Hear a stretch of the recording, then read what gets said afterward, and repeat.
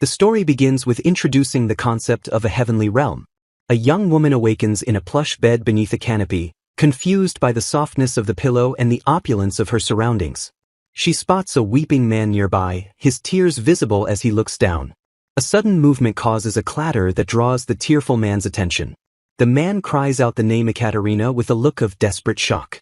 He urgently asks if she is unhurt or suffering from any pain.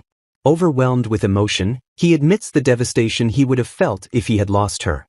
The bewildered girl stares at the handsome stranger clutching his head in anguish, unsure how to react. Recognition dawns as she realizes she has caused her brother's suffering once again by being difficult. She attempts to reassure him but winces in pain as he shouts her name again, though her desire to comfort him remains strong. Seeing her distress, he gently suggests calling a doctor and asks for a simple nod of confirmation. He pleads with desperation for any kind of response from her. She mentally reaches out to her brother with a soft thought. Guilt washes over her as she realizes the depth of worry she has inflicted upon him. Tears well up in her eyes as she silently apologizes for her actions. The brother looks confused by her reaction and asks for clarification. He immediately takes the blame upon himself to ease her burden. He apologizes profusely for bringing her along during her maiden visit to the imperial capital. Narrating internally, she identifies the man as her brother Alexei Uranova. At only 17 years old, he stands as the head of the prestigious Uranova dukedom and one of the empire's 3 great dukes. A sudden wave of confusion hits her as she questions the source of this detailed knowledge. As water is poured, she wonders about the passage of time since the incident. Alexei tenderly suggests that the new environment and strangers must have drained her energy. Memory returns of a carriage ride she shared with her brother. They had visited her future magic academy, but the sight of the gate triggered an explosion of emotion deep within her heart. A sharp pain strikes her head as strange thoughts about a job surface in her mind. The water pitcher crashes over as she spasms, causing Alexei to cry out in alarm. A sharp clinking sound echoes in the tense room. While he fusses over her pale complexion, she confirms internally that Ekaterina is indeed her name. A foreign name, Yukimura Rina, suddenly floats through her consciousness. Confusion grips her as the two identities clash in her mind. Alexei decides that a doctor must be summoned immediately. She struggles to articulate her jumbled thoughts. Seeing the genuine desperation in his eyes, she realizes how deeply he cares for her well-being. She decides to reassure him that she is physically fine despite her mental turmoil. Instead of medical attention, she reaches out with a specific emotional request. She softly asks him to simply hold her hand for a little while longer. He agrees instantly and grasps her hand with warmth and relief. He gazes at her lovingly, promising to grant whatever she wishes. His devotion is absolute as he vows to fulfill any request she might have. Drowsiness overtakes her as the names Alexei and Ekaterina trigger a distant memory. The name Yukimura lingers as she drifts off, resolving to sort out her situation later. A shout of the name Yukimura jars her into a vision of a different life. A demanding voice orders her to finish a task by the next day based on a sent email. Unreasonable work is dumped on her shoulders because a colleague stopped coming in. Her boss leaves for a drinking party while she, Yukimura Rina the corporate slave, faces a sleepless night of coding. Days blur together in a haze of energy drinks and endless firefighting at a disastrous development site. Despite her grueling efforts, she received nothing but criticism and a lack of validation. The desolate office remains her only companion as she toils away in silence. She finally stumbles towards the train station, relieved that she can go home. Exhaustion is etched into her features as she clutches her bag on the train. While checking her phone, she admits her hunger and fatigue before an Otome game notification pops up. An ad for a game called The Maiden promises healing through handsome men. A comforting voice from the game vows to protect her as she walks back to her apartment. The character Mikhail declares on the screen that he has decided to be her prince. She questions why she wastes her precious sleep time downloading this game while scratching her back.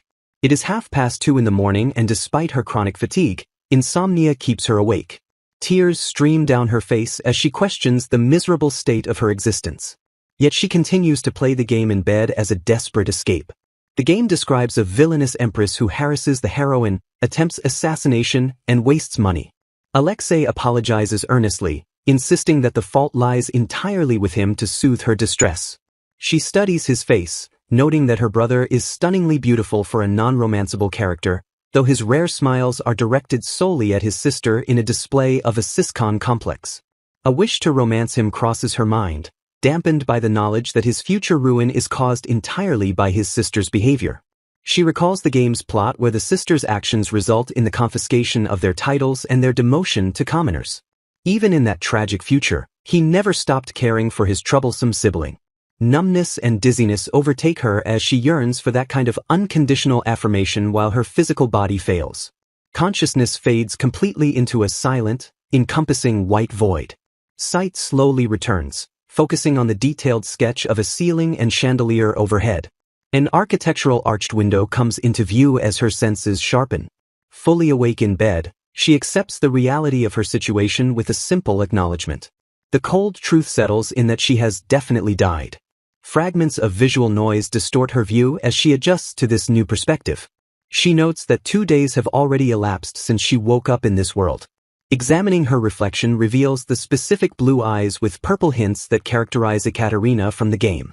Seeing the indigo blue hair confirms that Yukimura is dead.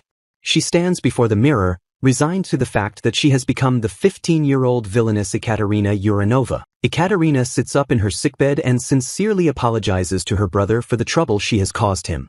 Alexei gently dismisses her concerns with a charming smile, insisting that she is now recovered but must still dedicate the day to resting. When she attempts to argue that she is fine, he immediately shuts her down by reminding her of her fragile constitution and how frequently she collapsed during their journey. Despite his worries, she internally marvels at the unprecedented energy coursing through her, feeling a vitality she has never experienced before in her life. She vehemently refuses to rest, declaring with a spark of determination that she has a significant reason for wanting to stay awake. A brief moment of hesitation passes as she gathers the resolve to articulate her ambitious request. Alexei watches her with a look of startled anticipation, surprised by the sudden intensity in her demeanor. She emphatically reveals her predicament, confessing with a dramatic gesture that she possesses almost no academic ability whatsoever. Her brother offers a knowing, slightly wry smile, indicating that he is already fully aware of her educational deficiencies. His lack of surprise catches her off guard, though she quickly recovers to press her point. She explains the hopelessness of her situation, noting that she cannot possibly keep up with classes when her enrollment at the academy is less than a month away. Realization dawns on her that his decision to bring her to the capital early was likely a protective measure born from this exact concern.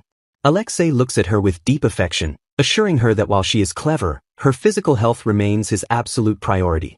He offers to use his influence to secure a good evaluation for her at the academy, urging her to leave the difficult matters entirely in his capable hands. She squeezes his hand tightly to stop him, insisting that she take the rest of the day to explain something important that she wants to do. With shining eyes, she describes how the history book he lent her the previous day ignited a genuine desire to learn more about the world. Intrigued by her enthusiasm, Alexei asks for clarification as she explains that the book gave her a specific goal she wants to pursue. She boldly declares her intention to study extensively, specifically aiming to understand the law and everything related to it.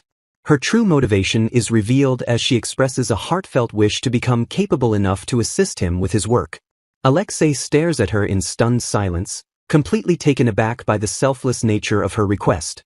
She reflects on his immense competence, noting that he holds encyclopedic knowledge of their territory and leads operations with incredible skill. She acknowledges his academic superiority, recognizing him as the top student in his class at the academy. The gap between his brilliance and the original Ekaterina's lack of education weighs heavily on her mind.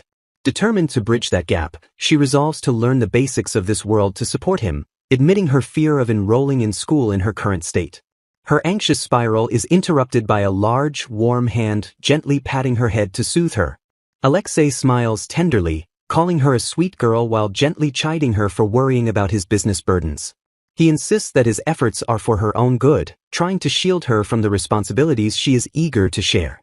Yielding to her determination, he promises to hire a good teacher for her, causing her face to light up with pure joy. A vision of a girl sleeping peacefully amongst a bed of thorns and roses sets the stage for a tale of tragedy.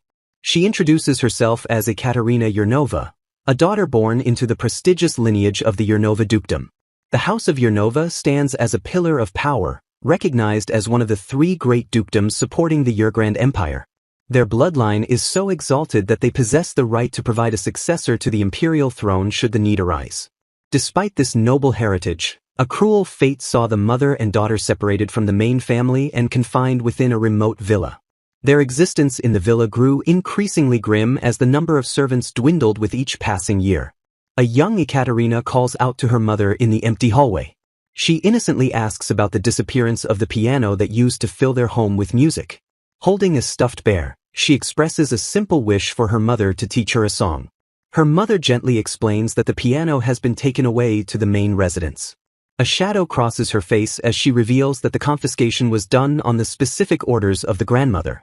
Ekaterina quickly pivots to hide her disappointment, claiming with a smile that she prefers drawing over singing anyway. The mother finds a silver lining, noting that they still have some paints left for her to use. Relief washes over the child as she suggests that her mother can simply sing along while she paints. Walking hand in hand, Ekaterina thinks that nothing else matters as long as she can remain by her mother's side. Her mother speaks wistfully of the father, describing him as a lovely person she hopes Ekaterina will meet. She mentions Ekaterina's older brother, Alexei, predicting he will grow up to be a fine gentleman just like their father Alexander. The young girl listens with wide eyes to the promise of a future that seems like a distant dream. Her mother speaks of a day when they will receive permission to leave and live together as a proper family. Determination fills the mother's voice as she vows to do her absolute best to make that dream a reality. History remembers grandmother Alexandra as an imperial princess whose marriage into the Yernova family granted her exceptional power. This powerful matriarch harbored a deep hatred for Ekaterina's mother. Years later, a desperate Ekaterina rushes to the bedside of her coughing mother. Her mother attempts to mask her deteriorating condition with a weak assurance that she is all right. She gently urges her daughter to go and study in her own room to shield her from the illness. Ekaterina agrees reluctantly, telling her mother to get some rest. Outside the door, the girl is consumed by worry as she realizes her mother's health is failing once again. She wonders how to summon help, recalling a time long ago when doctors and medicine were still allowed to them. A solution forms in her mind to send a letter since the doctors have stopped coming. Reasoning that fathers in stories always listen to their daughters, she decides to appeal to him directly rather than the grandmother. She takes up a quill to write the plea, remembering that her mother used to write letters as well. The envelope is sealed with the wax emblem of a rose, carrying all her hope. She approaches a male servant standing guard at the door. The man glances down at the young girl with a cold, indifferent expression. Fear tightens her chest as she prepares to ask for a favor. She timidly holds out the letter and asks him to deliver it to her father. Her heart pounds in her chest as she waits for his response. The servant accepts the task with a single, curt word of acknowledgement. Ekaterina watches him leave, breathing a sigh of relief that the message is safely on its way. Seeking warmth before bed, she notices the fireplace is still lit. She moves closer to the hearth, seeking comfort in the flames. Her gaze falls upon the fire, identifying the distinctive shape of the sealed envelope burning among the logs. Her eye widens in absolute shock as the reality of the betrayal pierces her heart.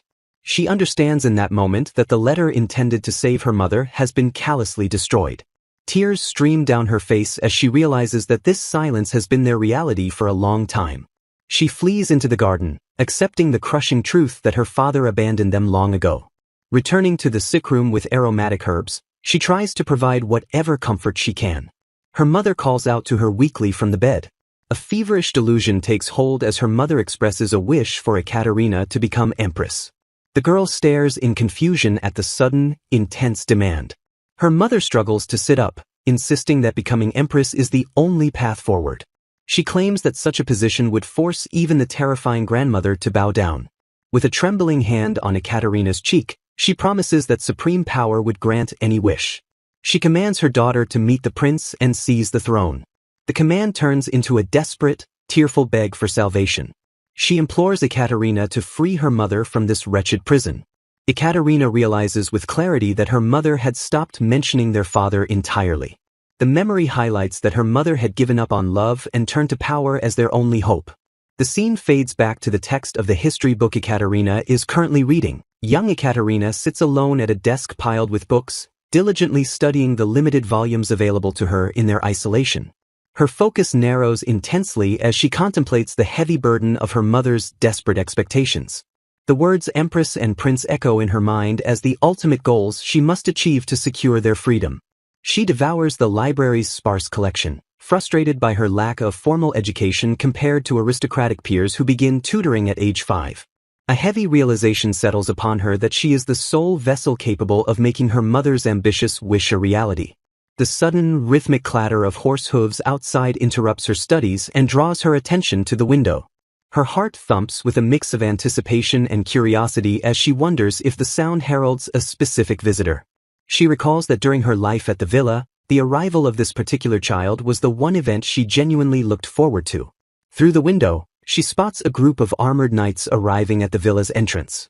The imposing figures stand guard, marking an official visit from the main house. Among them rides a beautiful young boy on a white horse, his expression solemn and dignified. Just as he always does, the boy stops his mount directly in front of the gate without entering. The sight of the rose crest accompanies the arrival of the boy who appears to be around her own age. Ekaterina gazes down at him, captivated by his stunning beauty and presence. She finds herself compelled to stare at the boy on the white horse, wondering about his identity and purpose. Watching him from behind the glass, she quietly longs for his next visit, finding a fleeting joy in his silent presence. That fragile routine shattered half a year ago, bringing an abrupt end to their quiet life at the villa. The peace of the night is broken by the frantic rustling of trees and the approach of an unexpected visitor. Carriage wheels clatter violently against the ground, signaling an urgent and chaotic arrival. A carriage comes to a halt, and figures emerge rapidly into the darkness outside the villa. A man's voice booms through the entrance, calling out for the Duchess of Yernova with commanding urgency. Ekaterina flinches at the intrusion as the man aggressively demands to know if the Duchess has a daughter. The stranger declares that he has arrived on a mission directly from the Duke's residence. Her mother confronts the intruder, questioning the reason for such a late and rare visit to their secluded home. Beads of sweat form on her mother's face as confusion and dread wash over her features. A sinking feeling of foreboding grips Ekaterina as she senses that something is terribly wrong. The ominous atmosphere of the night deepens, enveloping the villa in a shroud of uncertainty. The situation escalates into chaos as the door is flung open and urgent movement fills the room. Ekaterina cries out to her mother, pleading for her to hang on amidst the sudden turmoil. Her mother lies in bed, pale and suffering from a terrible fever, her condition visibly deteriorating. Helplessness consumes the girl as she clutches her mother's hand, desperate to find a way to ease her suffering. She confronts the messenger, demanding to know why they are forcing her sick mother to take her like this. The messenger remains unmoved, stating that the new duke has ordered their immediate transport to the main residence. Frustration boils over as she questions the cruelty of the order, but the messenger simply reiterates his instructions. He delivers the shocking news that her father, Alexander, was killed in a tragic accident just the other day. The tragedy is compounded as he reveals that the formidable grandmother Alexandra has also passed away following her son's death. Reeling from the revelation that her father and grandmother are dead, she listens in shock as the man insists on taking them immediately. The command is absolute, leaving no room for delay or argument despite the late hour. Denied any chance to rest or mourn, they are whisked away into the night inside a rattling carriage. The journey ends at the imposing main residence of the dukedom, where a sickly mother and her daughter are finally brought out of exile. Helplessness consumes Ekaterina as she stands by the bedside, unable to do anything but call out to her mother whose condition has rapidly deteriorated into a critical state. Delirium takes hold of the dying woman as she tosses in pain, begging for an answer from someone only she can see. Desperation grips Ekaterina's hand as she squeezes her mother's fingers, pleading for her to stay grounded in reality. Tears stream down the young girl's face as she begs her mother not to leave her all alone in this world. The door opens to reveal a tall, well-dressed young man standing in the threshold, interrupting the vigil. He remains motionless in the doorway, his presence filling the room with a sudden, heavy silence. A heavy sigh escapes the young man's lips as he takes in the grim scene with a look of profound sorrow. Ekaterina trembles violently, clutching the blankets as the intruder's arrival adds a new layer of fear to her grief. The young man stares down at the bed, his voice trembling as he asks what has become of the situation. Confusion clouds Ekaterina's tear-filled eyes as she looks up, wondering who this stranger could be. Recognition flickers in the man's eyes as he lets out a soft, breathless sound of realization. A weak hand reaches out from the bed, and the mother whispers that he has finally come to her. She mistakes the visitor for her husband, calling him Alexander Sama, causing the young man to freeze in shock. The cruel irony strikes hard as Ekaterina realizes her mother is calling for a man who has already passed away. The young man accepts the weight of the moment, letting out a quiet sound of resignation. Watching the interaction, Ekaterina finally understands that this stranger is her estranged older brother. He gently takes the dying woman's hand, pressing a tender kiss to her fingers in a gesture of farewell. With a gentle, sad smile, he apologizes for keeping her waiting so long, playing the role she needs him to play. Tears well up in his eyes as he softly speaks her name, Anastasia, offering her a final moment of peace. A single tear traces a path down the mother's cheek as she gazes at the face of the man she loves. Standing by the window later, Ekaterina reflects that this brief exchange was the first and last conversation they ever shared. It remains a tragic truth that this was the only interaction between her mother and the person she called her brother. The heartbreaking reality settles in that the mother never once called her son by his true name. Overwhelmed by the loss, Alexei collapses by the bedside, burying his face in his hands to weep. Gossip swirls outside the grand architecture of the main residence as news of the death spreads. At the funeral, nobles whisper cruel remarks about Ekaterina's lack of education and legitimacy as she stands isolated by the coffin. Back in the safety of a private room, Ekaterina trembles, admitting to the darkness that she is afraid. Alexei steps forward with a solemn expression, vowing that he will protect her from the hostility of their world. His gaze hardens as he declares that if anyone dares to try and hurt her, he promises with chilling intensity that he will punish them himself without mercy. His hand reaches out to gently touch her, calling her by name to soothe her fraying nerves. Turning to look out at the room, he asks if she likes her quarters and promises to give her anything she desires. He affirms her place in his life, declaring her to be his one and only sister. Ekaterina looks up at him, her wide eye reflecting a complex storm of emotions. Alexei looks back with a steady, unwavering gaze, unaware of the turmoil within her. A bitter thought takes root in her mind that her mother died looking only at him. Memories of happier times with her mother flash by, tainted by the realization that she was forgotten in the end despite being the one who stayed. Her hand clenches tight into a fist on the fabric as she rejects the offer of material comfort. In the silence of the opulent room, she concludes with a cold resolve that she does not need anything. A scene from a memory shows Alexei and Ekaterina together, their expressions softening as they share a quiet moment over a book. The narrative rewinds to the day before the siblings' departure for the Magic Academy. Footsteps echo sharply against the floor as a figure approaches with purpose. Alexei strides through the hallway, his face set in a cold, unyielding expression. His aide, Polis Novak, greets him warmly, addressing him as young master upon his return. Alexei immediately corrects him, demanding to be addressed by his proper title, Duke, rather than the diminutive young master. Novak quickly apologizes and shifts topics, inquiring about the outcome of the Council of Three Lords. Alexei replies that it was the same as always, though he notes with distaste that Magna was particularly unpleasant. He explains that the council consists of the three archdukedoms of the Uruguayan Empire who advise the emperor. These three powerful families are the southern Yulsane with its ports, the northern Yulnova with its mines, and the eastern Yulmagna with its plains. All three houses trace their lineage back to the brother of the great Emperor Peter, granting them immense influence. Alexei reveals that during the council, the other lords demanded a share of Nova's mines or Sane's ports to alleviate their own struggles. He dismisses their demands as the same old financial complaints they always bring to the table. Novak comments on the brazen nature of their requests as Alexei settles behind his desk. Alexei questions why they fail to develop their vast farmland instead of begging, expressing a desire to investigate the matter further. His expression darkens as he adds that Magna went a step further and personally insulted Ekaterina.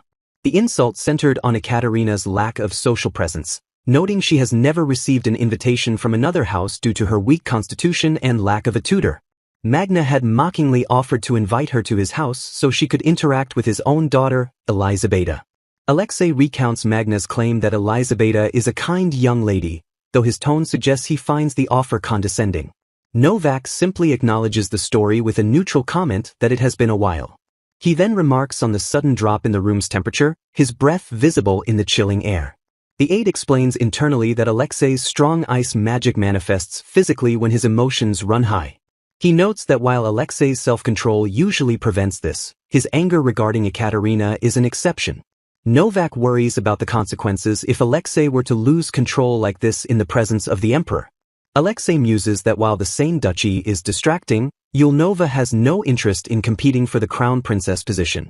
He concludes that the political maneuvering was transparent and tiresome. Novak then changes the subject, recalling something related to Ekaterina. He presents a report from Ekaterina's teachers detailing her current grades. Alexei's face lights up with a gentle smile as he reviews the positive report. Novak observes that her hard work means she will have no trouble at the academy, praising her as expected of the Duke's sister. Alexei agrees, noting Ekaterina's wisdom and suggesting she inherited her intellect from their mother. He speaks fondly of their mother, describing her as wonderful and wise. A shadow of sadness crosses his eyes as he remembers her. He reveals the grim truth that the Grand Duchess had ordered their mother's assassination if she ever returned to the main residence. He admits his own negligence, believing the threat had passed with the previous Duke's death, but the assassin followed the old orders regardless. Novak attempts to comfort him, insisting that the tragedy was not Alexei's sin. Alexei rejects the absolution, declaring that the sin is his and will burden him for the rest of his life.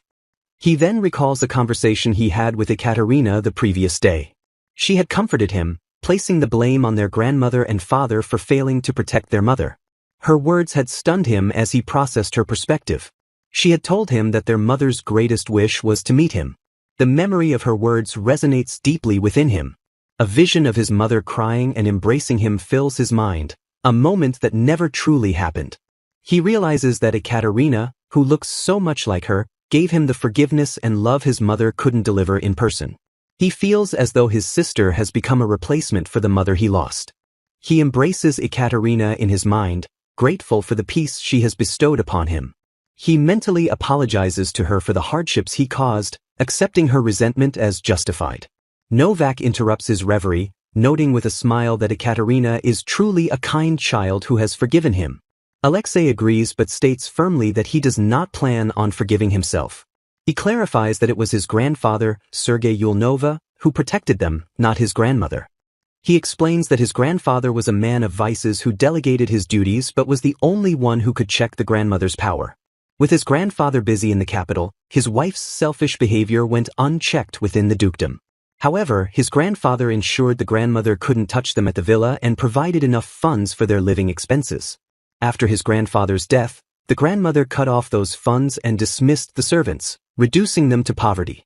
Alexei inherited the title at age 10 and failed to protect his family because he was overwhelmed by his new duties. He confesses his failure to protect the most important people in his life and vows to do anything for Ekaterina now. He smiles, reaffirming his belief in her kindness. He notes that despite their limited interactions, she seems to have a wise and lively personality. He describes her as Ulyanova's blue rose, praising her beauty, strong magic, and deep blue features. However, his expression shifts as he recalls something else. He remembers Magna's comment about Elizabeta being 10 years old and the opportunity for her to meet Prince Mikhail at the academy. Magna had boasted that the Empress's seat was well within their sights. Alexei declares firmly that Ekaterina will not enter the imperial household. Novak stares at him in blank surprise at the sudden declaration. Alexei explains that Ekaterina told him just yesterday that she has no interest in the royal family. She had expressed a desire to simply study quietly, rejecting the path her mother had once wished for her. She told him she didn't want to approach such a cold place, and he accepts her decision. He concludes that since his mother and grandfather are gone, he will respect Ekaterina's wish to avoid the imperial court. Novak questions if he should have scolded Magna, but concedes that a sickly daughter is unfit for the throne anyway. He suggests that letting Magna waste his resources on bridal preparations is to their benefit. He proposes that they can then loan the dowry at high interest rates when Magna's plans fail. Alexei ignores the political strategy to ask if Ekaterina is cute, catching Novak off guard. He declares that he doesn't want to let go of his sister's hand, prompting Novak to note his unusual chattiness. Alexei then considers the possibility that Ekaterina might change her mind if she meets the beautiful Prince Mikhail. He smiles with a hint of danger, stating that it's fine if her feelings change. He vows that if she wants the prince, he will use all of Ulyanova's power to make her empress, even if it means war with Magna. He concludes with absolute conviction that everything Ekaterina wants belongs to her. A stark intertitle announces a passage of 3 days' time. Ekaterina looks on with a mixture of shock and dismay at the sudden command.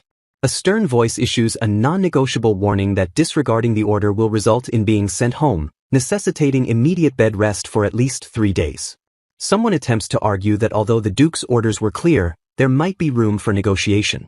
The protest is cut short by a desperate scream as Ekaterina is forcefully told to sleep immediately. A chapter title page depicts a tender moment of Alexei holding a sleeping Ekaterina in his arms.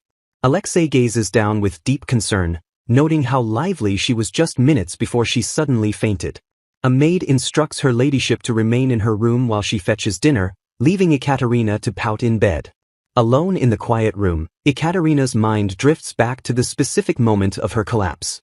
She recalls a sensation of her mind dissociating from her body as she watched the heroine she once controlled move independently like a real person. The realization hits her that her two personalities had not merged as perfectly as she had previously thought. She understands now that a simple change of environment was enough to completely destabilize her mental state. Prudence dictates that she should follow her brother's order to rest until she can fully adjust to this new reality. A tray of food is placed before her, steam rising from the warm meal. As she eats, guilt gnaws at her for worrying her brother again, and she hopes he did not witness her moment of weakness. The memory rushes back with sudden clarity, confirming with horror that he absolutely saw everything.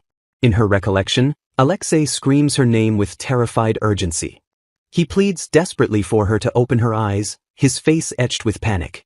Sweat runs down his face as he stares down at her unconscious form, fear visible in his eyes. He scoops her limp body up into his arms, holding her close in a protective embrace. He carries her swiftly past the stone columns of the academy's corridors. The journey continues through the school grounds as he refuses to let her go. A small twitch of her body signals her return to consciousness. She stammers out a confused greeting to her brother as her eyes flutter open. Disorientation clouds her vision as she tries to make sense of her surroundings. Alexei looks at her with tears brimming in his eyes, overwhelmed with relief. He breathes a heavy sigh, thankful that the worst has passed. Ekaterina blushes as she realizes she is being carried in a princess-style embrace, noting the comforting warmth of his arms. Flustered, she insists that she can walk on her own, trying to shift the focus away from her embarrassment. Alexei immediately denies her request, ordering her to behave while he takes her to the infirmary. He confesses with intense emotion that he would not survive if anything terrible were to happen to her. He declares with absolute conviction that she is his entire life. The sheer coolness of his statement strikes her heart with such force that she feels she has ascended to heaven from the impact. Back in the present, she holds her cheeks as the memory makes her feverish again, recalling that she eventually woke up in her room. She asks her maid if her brother was angry that she was moved, thanking her for carrying her to her room. The maid hesitates, looking unsure how to phrase her response. She explains that the Duke was so intent on making Ekaterina rest that he almost took her straight home, narrowly avoiding a disaster. Ekaterina realizes leaving the academy would avoid her doom flag but resolves to stay and become empress to save the empire from destruction. She imagines a scenario where she asks Alexei to hold her hand again, knowing he would agree to give her anything. The reality is that she had asked Mina to take her to her room because her brother could not enter. The girls' dormitory strictly forbids boys from entering, creating a necessary barrier. Mina confirms that she relayed this rule to the Duke to stop him. The maid reveals she lied to Alexei, claiming Ekaterina was crying over the thought of leaving, to effectively halt his plans. She explains that the lie caused Alexei to become so depressed that his anger completely evaporated. Ekaterina feels guilty for dealing such a fatal emotional blow to her brother and apologizes internally for taking advantage of his love. 3 days pass, and the scene shifts to the imposing exterior of the academy clock tower. A male student calls out to Ekaterina, laughing as he approaches her in the hallway. He smiles cheerfully, asking her a question with a casual demeanor that catches her off guard. He asks directly where Ekaterina Yernova sits, putting her on the spot. Recognizing him as the boy from the entrance ceremony, she freezes in terror and struggles to answer. He casually points out a seat next to the window, deciding the matter for himself. He identifies a specific desk as her seat while other students watch the interaction. A flashback shows Mina wishing her luck and Alexei walking her to class with strict instructions to report any illness. Alexei pats her head gently, reminding her to be gentle with herself given her condition. He leaves her with a stern glare directed at the class, silently demanding they take care of her. Ekaterina sits stiffly in her seat, feeling the weight of the class's attention on her back. Whispers erupt around her as the boy approaches her desk, startling her. The boy smiles with a hint of amusement, observing the situation with interest. Ekaterina maintains a strained smile, realizing the entire class is put off by the awkward interaction. She resigns herself to isolation, figuring that no one will want to approach her now that she has been singled out. 3 days pass quickly as the female students at the academy segregate themselves into tight-knit cliques. Ekaterina lets out a heavy sigh while adjusting the ribbon on her uniform, feeling the weight of her isolation. She steels herself with the thought that despite the changes in her life, at least one thing should remain consistent. Nerves flutter in her chest as she stands before a classmate to introduce herself as Ekaterina Yelnova. She forces a polite, somewhat stiff smile in an attempt to mask her underlying anxiety during the introduction. With a formal bow, she completes the greeting, hoping to establish a cordial connection. The other girl responds with a bright, genuine smile, introducing herself as Flora Cherney and expressing her pleasure. Ekaterina recognizes the sweet girl as the game's heroine who always sat next to the villainess, noting the irony of their peaceful interaction compared to the game's hostility. The scene shifts to the grand hallway where students mill about, highlighting the bustling atmosphere of the academy. Despite her social apprehensions, she remains confident in her academic progress thanks to her tutors, even after missing a few days of class. A looming concern occupies her mind regarding the upcoming practical mana control class scheduled for the end of the month. This specific class requires students to apply theoretical knowledge to deepen their understanding of their own magical energy. She fixates on the deadline, realizing that the end of the month is fast approaching. Her thoughts darken as she focuses intently on the significance of that specific practical lesson. The stakes become clear as she recalls that this class triggers a critical event that the heroine must clear to prevent disaster. Failure is not an option, for if the event is not successfully navigated, it will lead to the total collapse of the empire. Determined to avoid catastrophe, she decides that she must prepare a contingency plan just in case the heroine fails. The setting changes to a peaceful gazebo nestled within the school gardens where she seeks solitude. She enjoys a solitary lunch of sandwiches, accepting her status as a loner while noting that her studies are proceeding smoothly. While she laments missing out on the cafeteria food, she appreciates the lunch packed by her attendant Mina. Her peaceful meal is interrupted as she senses the approach of unwanted company. 3 girls burst onto the scene, discovering her hiding spot with loud exclamations of agreement. One of the intruders leans in with a feigned look of concern, declaring that Ekaterina's solitude is unacceptable. The girl insists that eating lunch alone is improper behavior for someone of her standing. She warns Ekaterina that such isolation will make her a laughingstock among their peers. The trio aggressively invites themselves to join her, pressuring her to accept their company. Ekaterina identifies these pests as the villainess's cronies from the game, mentally dubbing them the Right Trio due to their repetitive speech patterns. She recalls how they invited her to lunch on her first day, an invitation she initially accepted with happiness. However, that initial interaction quickly revealed their true nature as she noticed something unpleasant. The memory takes her back to the atmosphere of the classroom where their behavior became apparent. She remembers listening to their nasty gossip and vulgar mockery of commoners and other students like Flora. The bullying escalated to physical acts as one of them tripped Flora before offering a disingenuous apology. Disgusted by their behavior, Ekaterina invented an excuse about a prior engagement with her brother to escape them. She managed to extricate herself from their presence with a polite farewell. Although she wasn't their target, their constant belittling of others within earshot infuriated her. Despite her best efforts to distance herself from their toxicity, they persistently hunt her down whenever she is alone. Back in the present, she attempts to reject their company by claiming she needs to go somewhere else. The trio refuses to take the hint, cheerfully insisting that they will accompany her wherever she goes. Frustration mounts as she realizes there is no escape from their clinging desperation. She understands clearly that they are only interested in her for the wealth and power associated with the House of Yelnova. A realization dawns on her regarding the consequences of associating with them. She deduces that sticking with them will lead her straight to the game's bad ending, resolving to flee to fight another day. Their predatory eagerness makes her feel like she is being circled by hungry sharks. She concludes that the only effective shield against them is to seek out her brother, even if it means interrupting him. She steels her resolve, clenching her fist as she prepares to intrude on his workspace. She heads toward the Duke's office, knowing that is where he will be. Upon arriving, she apologizes to the staff for the sudden intrusion without a prior appointment. A question arises about the specific location he uses for his work within the school. She learns that he has commandeered a meeting room to use as a personal office since his enrollment. This arrangement allows him to continue managing the vast responsibilities of the duchy while at school. She feels a pang of sympathy hearing that he spends all his breaks and evenings cooped up working. Standing before the large doors, she hesitates, wondering if she has truly found the right room.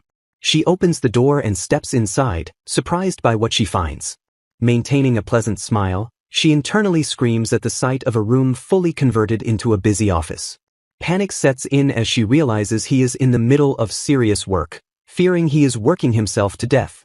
She suspects that in addition to this workload, he likely stays up late to maintain his studies. Guilt washes over her for interrupting his precious time with her trivial problems. Her internal spiral is cut short when Alexei looks up and softly speaks her name. He offers her a warm, welcoming smile, apologizing for making her wait after she traveled all the way to him. Ekaterina stammers, struggling to find the right words to explain her presence. She shyly admits that she simply wanted to share lunch with her brother. Without a moment's hesitation, Alexei abandons his work to take her to the cafeteria for lunch. While happy, she cannot shake the nagging feeling of guilt regarding the work he left behind. She realizes grimly that he will likely have to work late into the night to make up for this break. The staff serves them, inviting her to take her time, unaware of her internal distress. Looking at Alexei's gentle expression, she agonizes over having wasted not just his time, but his subordinates' time as well. The weight of her intrusion makes her feel terrible despite the pleasant atmosphere. Alexei casually mentions that he sent her unwanted guests away, revealing he knew exactly why she came. Ekaterina is horrified to learn that the persistent trio had attempted to barge into her private room earlier. Mina explains that she managed to repel them by insisting Ekaterina was busy studying. Ekaterina realizes with a shiver that her beautiful maid was contemplating exactly how much pressure it would take to snap their necks. She concludes that while the dormitory is safe thanks to Mina, the cafeteria remains a danger zone. She decides that eating in the office with her brother is infinitely preferable to being hunted by the trio. Her thoughts are interrupted as she notices something concerning on the desk. Her expression darkens as she focuses on the meal sitting before her brother. She recalls asking him earlier about his usual lunch habits. He had admitted to simply having the daily special brought to his desk to eat while working. She worries that the food must go cold during transport and questions if he shouldn't have something easier to eat while working. Watching him eat, she realizes he views food merely as fuel and doesn't care about the taste or temperature. Determined to help her growing brother enjoy his meals, she decides she must intervene. She snaps her book shut with a decisive thud, having formulated a new course of action. Turning to her maid, she announces that she has devised a plan. She declares that this scheme has nothing to do with the trio, but is entirely for the sake of her brother. Recollections of a past life surface as Ekaterina remembers how she used to cook for herself quite often during her university days. She reflects that she wasn't bad at it, recalling how her friends would praise her whenever she served them her cooking. Those habits faded once she started working, replaced by a reliance on convenience store meals for survival. Now she resolves to summon those forgotten skills to prepare homemade meals for her beloved brother. She visits the cafeteria kitchen and is surprised by how readily the staff agrees to let her borrow a corner. The staff assures her that there is plenty of unused space available for her to use. They instruct her to share the area with another student who is already there. Ekaterina spots a lone female student sitting quietly in the dimly lit kitchen. Realization dawns on her that the girl has made the correct choice by being here. Fixing her own meal allows her to eat alone, avoiding the bullying she would inevitably face in the cafeteria. Nerves flutter as Ekaterina approaches and introduces herself to Flora Cherney, who blinks in surprise. Flora politely asks what brings a noblewoman like Ekaterina to the kitchens. In response, Ekaterina presents a basket filled with ingredients and stammers out an explanation. She mentally checks off her criteria for the meal, ensuring variety, nutritional balance, presentation, and convenience are all spot on. A fist clenches tight in a sudden display of hidden frustration or resolve. Flora looks at her with wide eyes, exclaiming Ekaterina's name in shock. The heroine beams, praising Ekaterina's cooking as amazing. Flustered, Flora insists she doesn't deserve such praise, while Ekaterina marvels at the girl's talent. Ekaterina earnestly asks Flora to teach her how to cook these specific dishes. She begins to explain her motivation, hesitating slightly as she speaks. She confesses that she really wants to make some for her brother. She laments that the kitchens in this world are nothing like the ones she is used to. Having never cooked as the original Ekaterina, she finds her noble memories to be of no help. The lack of microwaves and gas leaves her clueless on how to operate the charcoal stoves. The heavy iron door of the traditional stove looms before them as a challenge to be overcome. She explains that her brother works through his lunch break, so she wants to provide him with a filling meal he can eat at his desk despite his claims of being fine. Clasping her hands together, she begs Flora to show her the process just once, declaring herself ready to work. Flora observes with a gentle expression that Ekaterina must like her brother a lot. Ekaterina worries a duke might not like commoner food made to her tastes, but asks for help anyway. Flora agrees to assist, and the two prepare to start. A swoosh sound fills the air as ingredients are tossed into a mixing bowl. Once the dish is prepared, Ekaterina asks Flora to sample it just in case. Flora takes a bite and hums in delight at the flavor. She identifies the filling as potatoes and bacon, praising the seasoning as having just the right amount of spice. Ekaterina thanks her profusely, mentally noting how adorable the heroine is and how she is the polar opposite of a villainess. She predicts that the prince will undoubtedly fall for Flora in no time at all.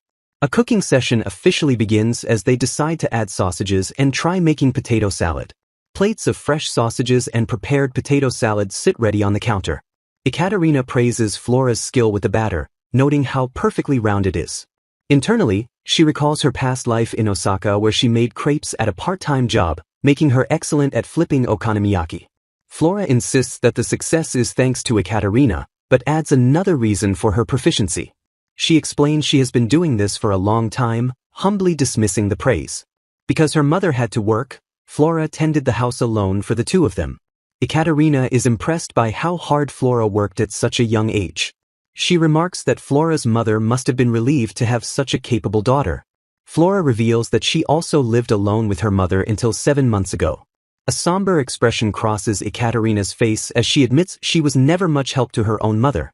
Flora confirms her mother is gone now, prompting Ekaterina to realize the timing matches her own loss. Ekaterina shares that her mother also passed away 7 months ago. The two girls share a quiet moment of connection over their similar grief. Ekaterina reflects that hearing about the death directly gives it a different weight than reading it in the game text. She feels deep sympathy for Flora, whose only family passed away and who now faces bullying at the academy. Flora smiles gently, hoping Ekaterina's brother will enjoy the meal. Ekaterina grips her ribbon, deciding it is time for a change of strategy in her battle against the Doom Flags. She resolves to scrap her plan of avoiding the heroine and decides to become pals with her instead. She reasons that as long as she dodges the prince, she will be fine. She vows not to seek him out or speak a single word to him. Nearby in the garden, a student asks His Highness if something is wrong. The prince pauses, his attention caught by something in the distance. He murmurs a soft denial, though his interest has clearly been piqued. Ekaterina smiles gently and assures the other party that their concern is unnecessary, dismissing the incident as nothing of consequence. She expresses deep gratitude for the help she received in carrying her burden, apologizing profusely for causing any trouble. Flora beams with delight, insisting that she had fun and that she should be the one thanking Ekaterina for the lovely time. Realizing the time, Flora stammers an excuse about needing to prepare for her next class, though her hesitation to leave is palpable. Ekaterina cheerfully encourages her to join them next time, thanking Flora for the invitation to lunch. Flora bows and takes her leave, walking away with a sense of reluctance. Watching her go, Ekaterina understands why a commoner like Flora would hesitate to enter a room full of nobles, but her attention is quickly drawn back to the massive basket she is holding. She vows to one day get Flora to join them, just before a voice offers to take the heavy basket from her hands, prompting her to explain that her ducal brother had already assisted her.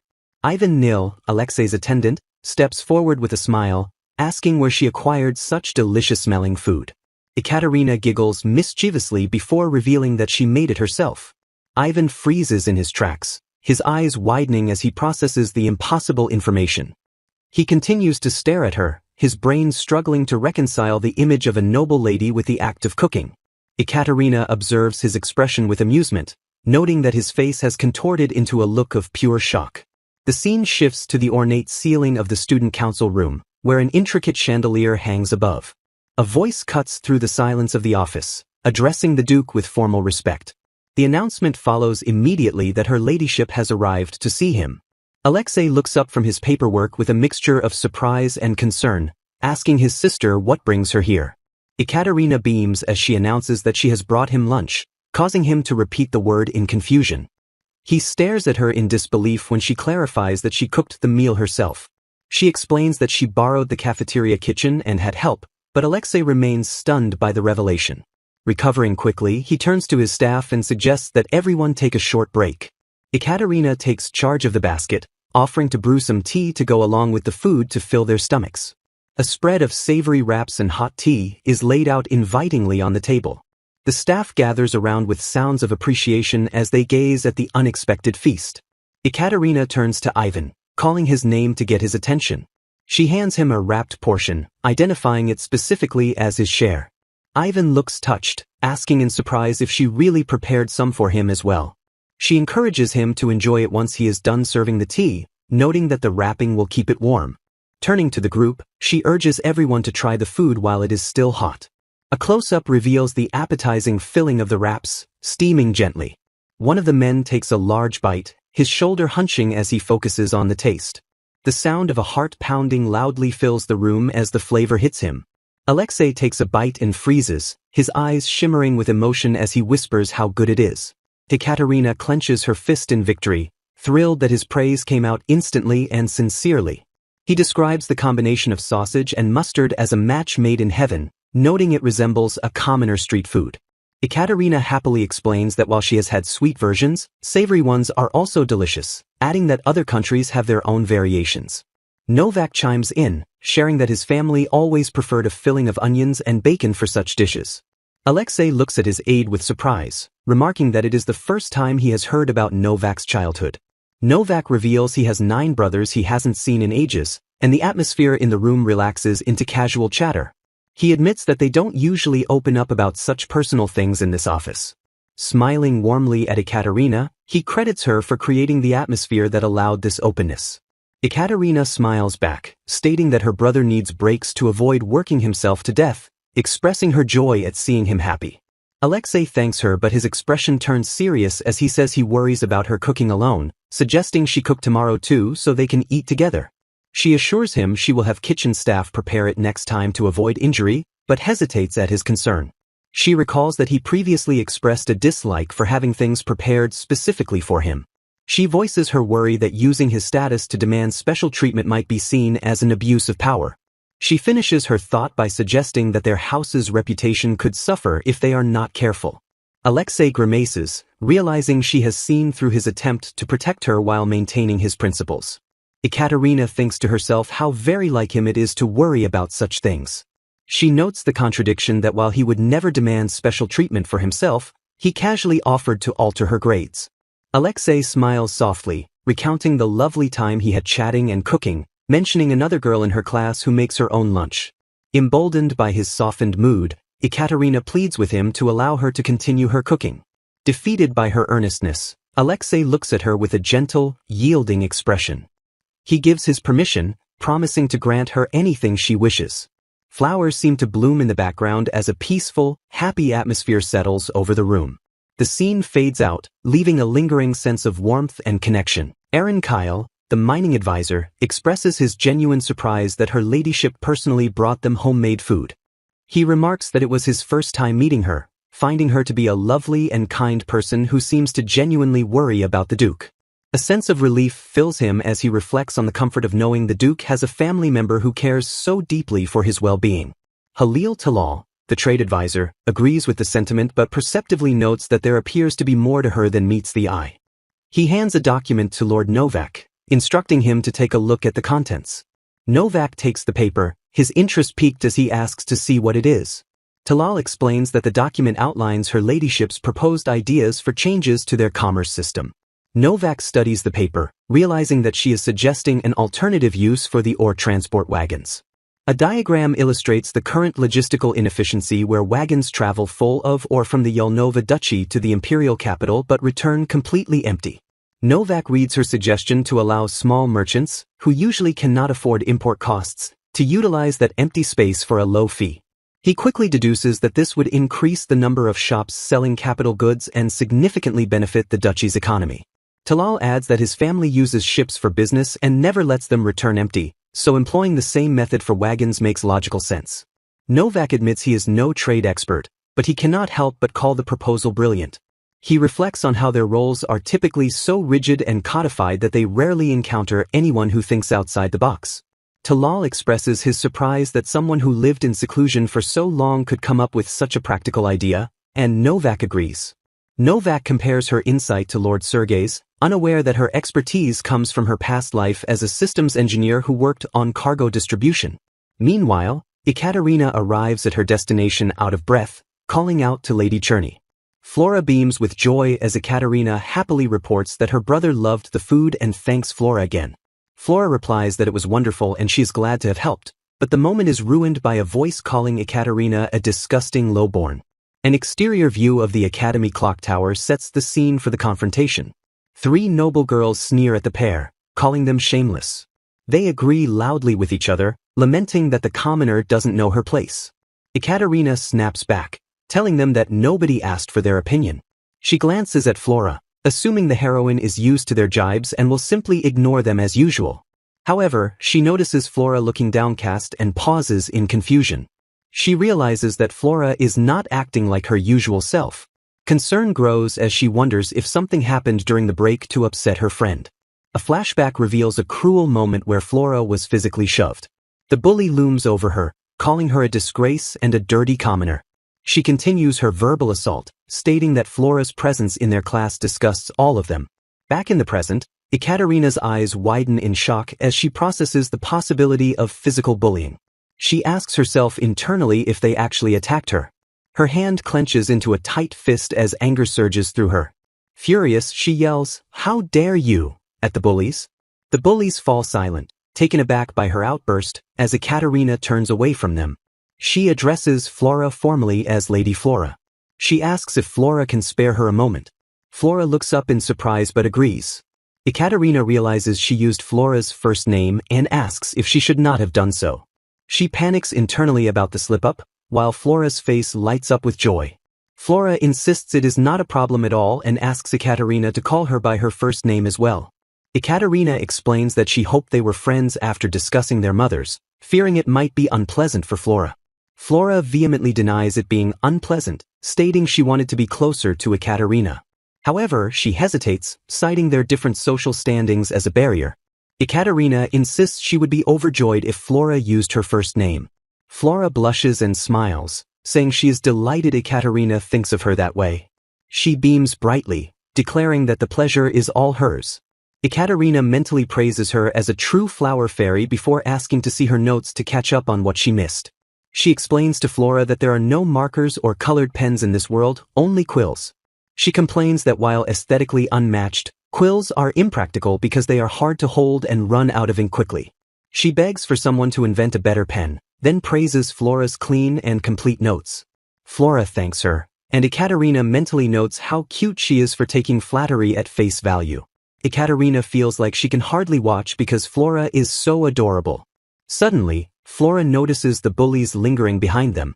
She squeezes Ekaterina's shoulder, murmuring about how persistent they are these days. Ekaterina turns back to the bullies with a terrifying smile, commenting that the flies are noisy and grating. She warns that if the buzzing keeps up, she might have to take action. Her expression darkens into a sharp glare as she looks at them. She suggests she might need someone to exterminate these pests, causing the bullies to shriek in fear. Turning back to a frightened Flora, she smiles and claims she was just talking to herself. Ekaterina holds her hand to her chest, shaking her head gently as she says, "It's nothing." She beams at Flora, adding with deep appreciation, "You're even helping me carry it all. I'm so sorry for the trouble." Flora smiles back warmly, insisting, "Don't mention it, I had fun. If anything, I should thank you." Ekaterina watches Flora's retreating back, thinking how cute she is before calling out her name in farewell. She offers to help carry the basket if it's really okay with Flora, happy to be of assistance. A stark, black silhouette image shows the right trio, watching them ominously. The narrative voice reflects that the message should be clear now. Flora is under Ekaterina's protection, and anyone who touches her will face hell. A flashback image shows Ekaterina resolving that until the prince can protect the heroine, she, the villainess, will step in. She plans to cook and study with Flora to raise her affection levels, imagining a cute chibi version of herself cheering. She pauses, realizing that her plan sounds suspiciously like she's trying to capture the heroine's heart herself. She dismisses the thought, laughing off the idea of a Yuri route between the villainess and heroine as impossible in this game. The scene transitions to the next day, showing the beautiful arched architecture of the academy hallway.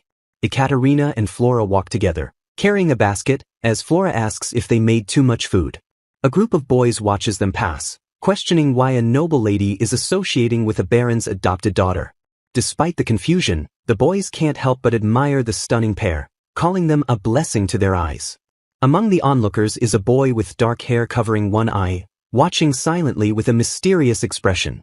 Ekaterina explains that they baked pierogi this time and are heading to her brother's office to deliver lunch again. Flora smiles, asking if they really made too much, looking slightly worried. She adds cheerfully that the buns are so tasty she's sure they'll run out fast anyway.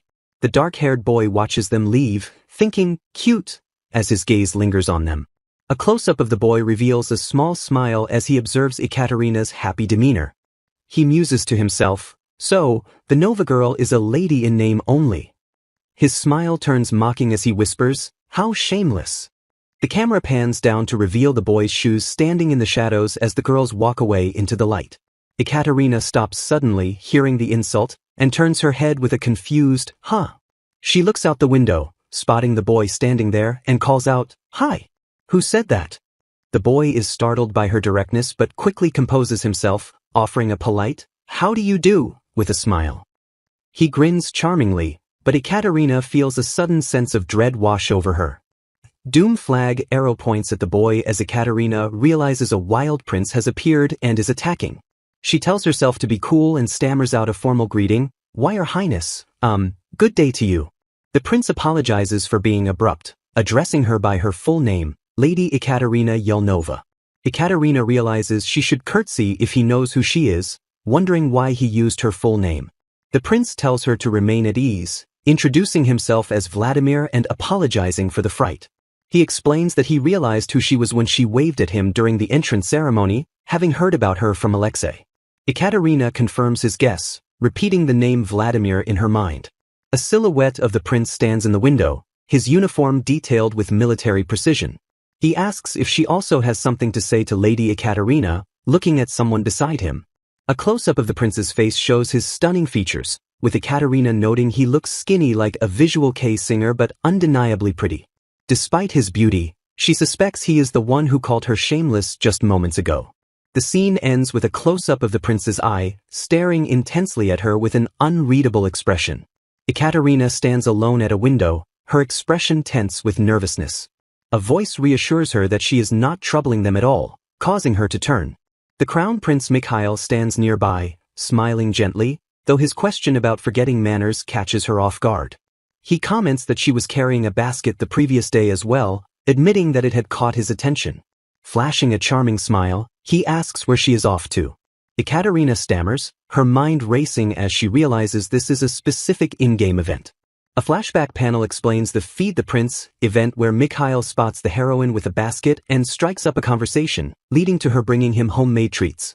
Ekaterina laments internally that she, the villainess, has accidentally triggered the event instead of the heroine because she messed up. She angrily blames the prince for derailing the plot, though she grudgingly admits it's not entirely his fault. A diagram illustrates Yulgren Empire etiquette, posing the question of whether a prince should greet a duke's daughter or a baron's daughter first. The answer is the ducal lady due to her higher status, meaning he is obligated to ignore Flora in favor of Ekaterina. Ekaterina screams internally, realizing she is an idiot for forgetting such a basic rule. She despairs that the villainess's presence has ruined the meet-cute between the prince and the heroine. Determined to salvage the situation, she decides to roll with it and introduces herself properly. She formally greets His Highness. Turning to Flora, She introduces her with a bright smile as Lady Flora of Baron Cherney's house. She explains that Flora came to her aid when she was fretting over making her brother a warm lunch.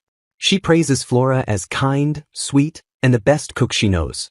Leaning in conspiratorially, she asks the prince if he doesn't think Flora is adorable. The prince looks taken aback by her aggressive matchmaking.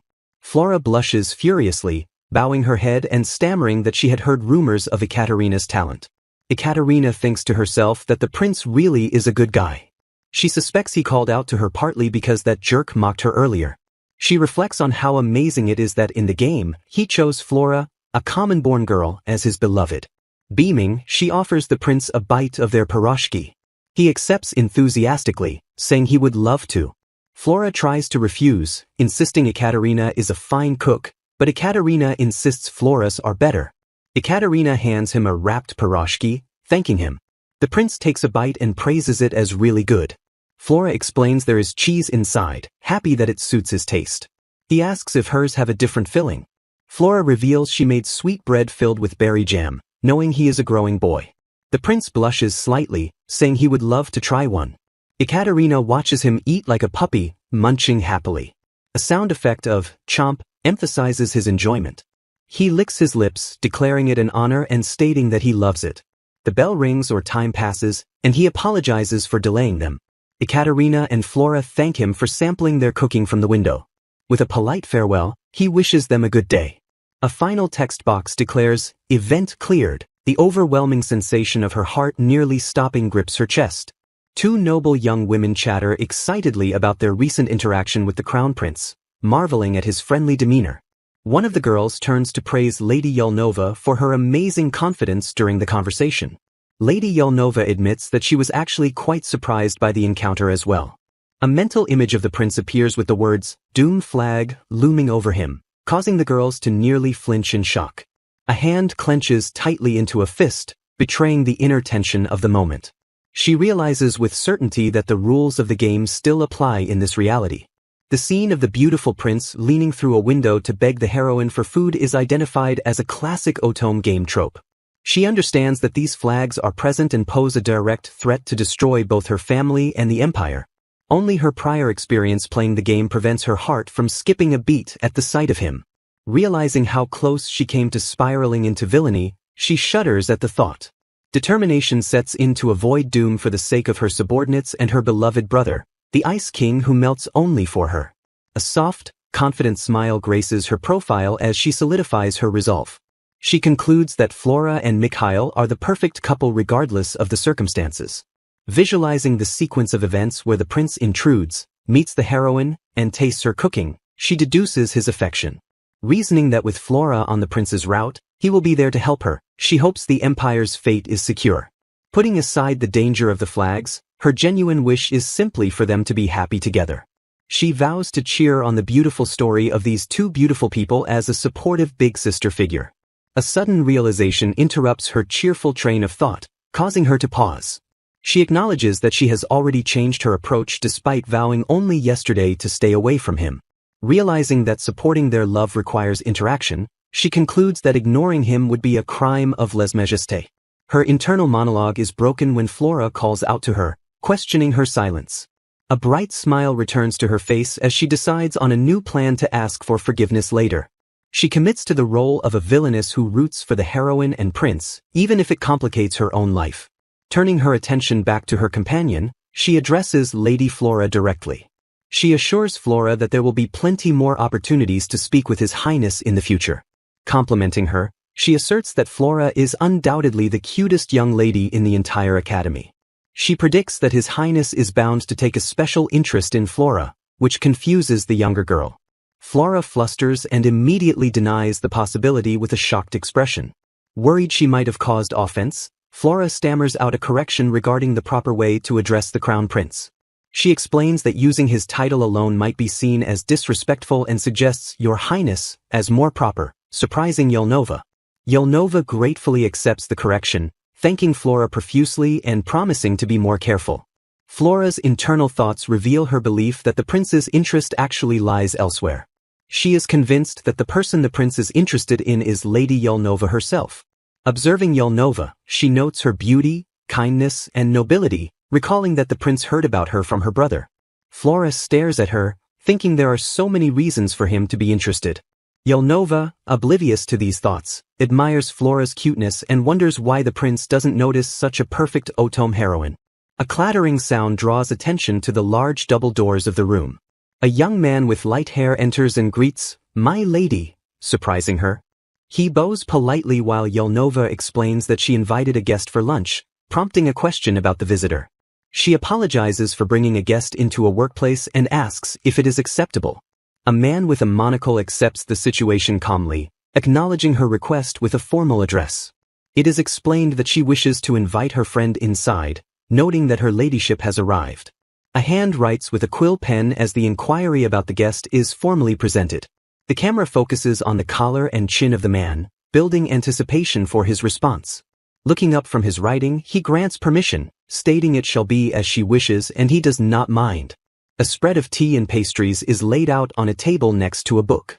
An older gentleman introduces himself as Baltazar Forley, the forestry and agriculture advisor of the Yelnova Duchy. Mikhail explains that Forley was a friend of their grandfather, and Forley apologizes for not standing to greet her. Flora trembles with nervousness, realizing she has stumbled into a power lunch with another imposing stranger. Mikhail takes a seat on the sofa and commands the start of the report. His expression turns serious as he prepares to listen to the business at hand. The older advisor addresses his young master with a solemn expression.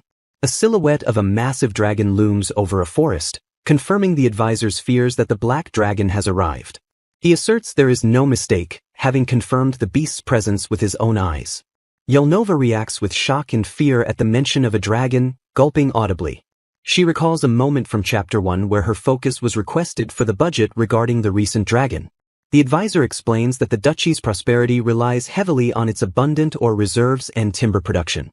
He notes that the black dragon cedar is especially prized, but grows in an area inhabited by countless monsters. Forley investigated personally because a dragon appeared in that specific area, making logging impossible.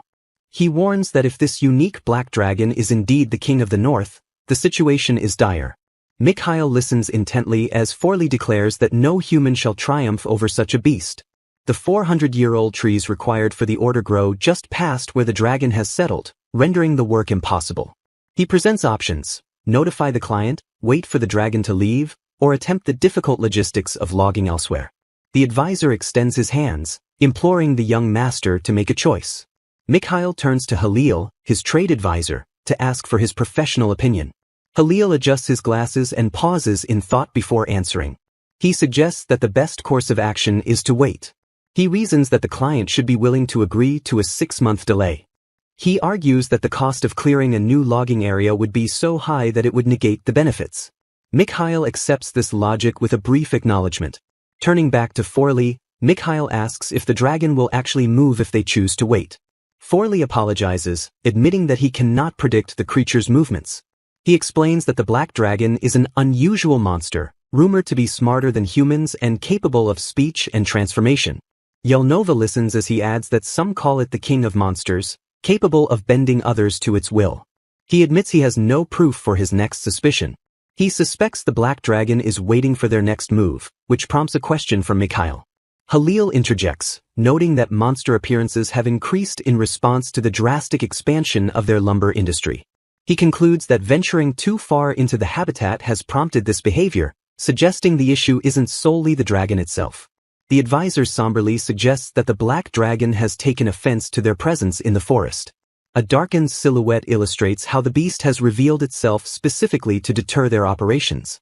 Mikhail seeks clarification, asking if this creature is acting as the king of the forest. He concludes that simply waiting will not solve the problem, nor will moving to a different area. Reclining in his chair, the young master decides they must not be deluded by optimism if the elder of the forest has spoken. Forley expresses his grave concern that if a clash occurs, it will require every ounce of their strength. A sudden realization strikes Ekaterina, causing her to mentally pause the conversation. She recalls that the dragon had a different name in the game, but the implications are familiar. Horror dawns as she identifies this as the flag for the fall of the Empire scenario. A complex mental flowchart visualizes the various game routes, pinpointing the specific bad ending where the empire collapses. She notes with frustration that the game never foreshadowed the event quite like this reality is doing. Connecting the dots, she realizes the Black Dragon is actually Vladforin, the Dragon King, and a hidden love interest. Panic sets in as she realizes she has no clue how to win him over because she skipped his guide in her past life. Despite the lack of knowledge, she resolves to play her cards right to prevent the Empire's destruction. She remembers that the game's final boss and his monsters attacked because they were angry about the theft of their territory. Interrupting the serious discussion, Ekaterina suggests showing the dragon that they intend to slow down their logging. She proposes the possibility that if they change their behavior, the beast might leave on its own. A heavy silence descends upon the room as the three men turn their gaze toward her. The advisors stare at her, processing the unexpected suggestion from the young noblewoman. Halil breaks the silence, repeating her words about a chance, with a skeptical expression. Flora watches nervously as the trade advisor questions the feasibility of the young lady's idea. Halil explains the practical difficulty, noting that their fuel needs increase every year, making it hard to slow down. Ekaterina counters by asking if they are making any effort toward afforestation to replace what they cut. Forley looks confused, admitting that he is completely unfamiliar with the word she just used. Internally, Ekaterina realizes that this world's forestry knowledge lags behind, much like old Europe. She experiences a flashback to a school trip to Yoshino in her previous life where she learned about Japanese cedar afforestation. Her memory serves up the history of how Europeans didn't start replanting trees until the late 19th century.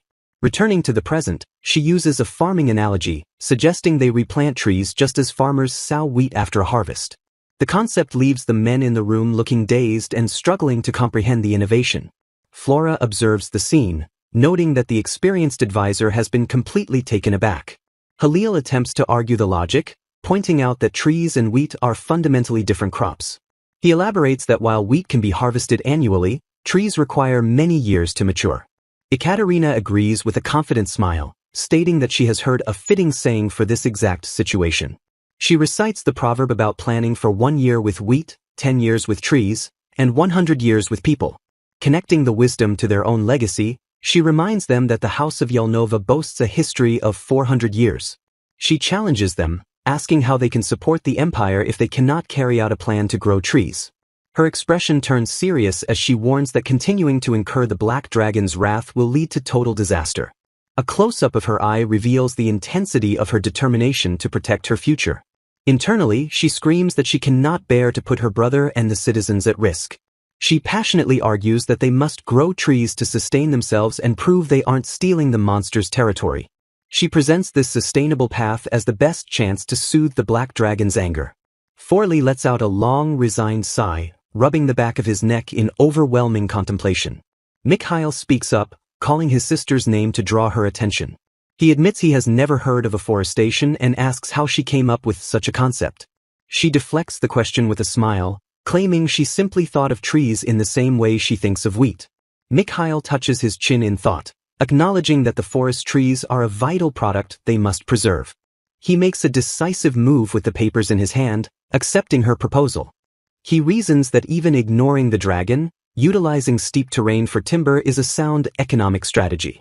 Commanding his advisor, he orders Forley to request a 6-month pause from the client and implement the planting plan immediately. Ekaterina beams internally, thrilled by her brother's decisive leadership. She admires how quickly he assessed a foreign concept, saw its advantages, and found realistic common ground. While she finds the solution to the Black Dragon problem anticlimactic compared to a game battle, she accepts it. She concludes that saving the Empire from a monster army without bloodshed is more than worth the lack of drama. A cheerful afforestation for the win echoes in her mind as she celebrates the peaceful solution. As Mikhail reviews the documents, Ekaterina's thoughts shift to the upcoming key event she needs to clear. A gentle smile graces Flora's face as the tension in the room dissipates. Ekaterina vows to navigate the future carefully to ensure they never end up on the wretched route of ruin. Sunlight streams brightly through the sheer curtains of a large, arched window, illuminating the room. A close-up reveals a plate of freshly baked savory pies, their golden crusts braided with care. Forley marvels at the spread before him, declaring the meal to be a true feast. Flora expresses relief that the food suits his taste, though she admits she was astonished to learn she was cooking for the young master. She smiles warmly, adding that she is delighted to see the two of them share such a harmonious relationship. Flora giggles and asks Forley if he always addresses Alexei as young master, to which the elder replies that it is his whim to do so until graduation. Alexei offers a resigned smile, noting that the old man always gets his way. Forley reveals to a surprised Ekaterina that he was actually a classmate of their grandfather. He reminisces about the past, noting that back then he simply called the man Sergei. He describes it as a pleasant era to reflect upon, admitting they were quite the rascals despite the impropriety. Forley expresses a wish that the young master could have time for himself just as they did, a sentiment Ekaterina internally screams agreement with. Ekaterina looks at the old advisor with a newfound sense of understanding and respect. She realizes that Forley does not view Alexei merely as a child or a charge. She reflects on the sad truth that Alexei was forced to grow up far too quickly. She understands that as their grandfather's close friend, Forley is trying to allow Alexei a little more time to remain a child. Ekaterina eagerly asks Lord Forley to tell her stories about her brother's childhood next time. Delicate flowers garnish the tea setting, adding elegance to the table. Forley comments on how lovely the friendship is between Ekaterina and the young lady beside her. He deduces they bonded over cooking, and as Flora holds her cup, Alexei confirms the food is delicious today as well. Alexei decides it is time to formally introduce his guest. He introduces Lady Flora Cherney as Ekaterina's classmate and cooking teacher, though Flora humbly denies the title of teacher. Alexei insists she is talented, praising her as both an excellent cook and an instructor.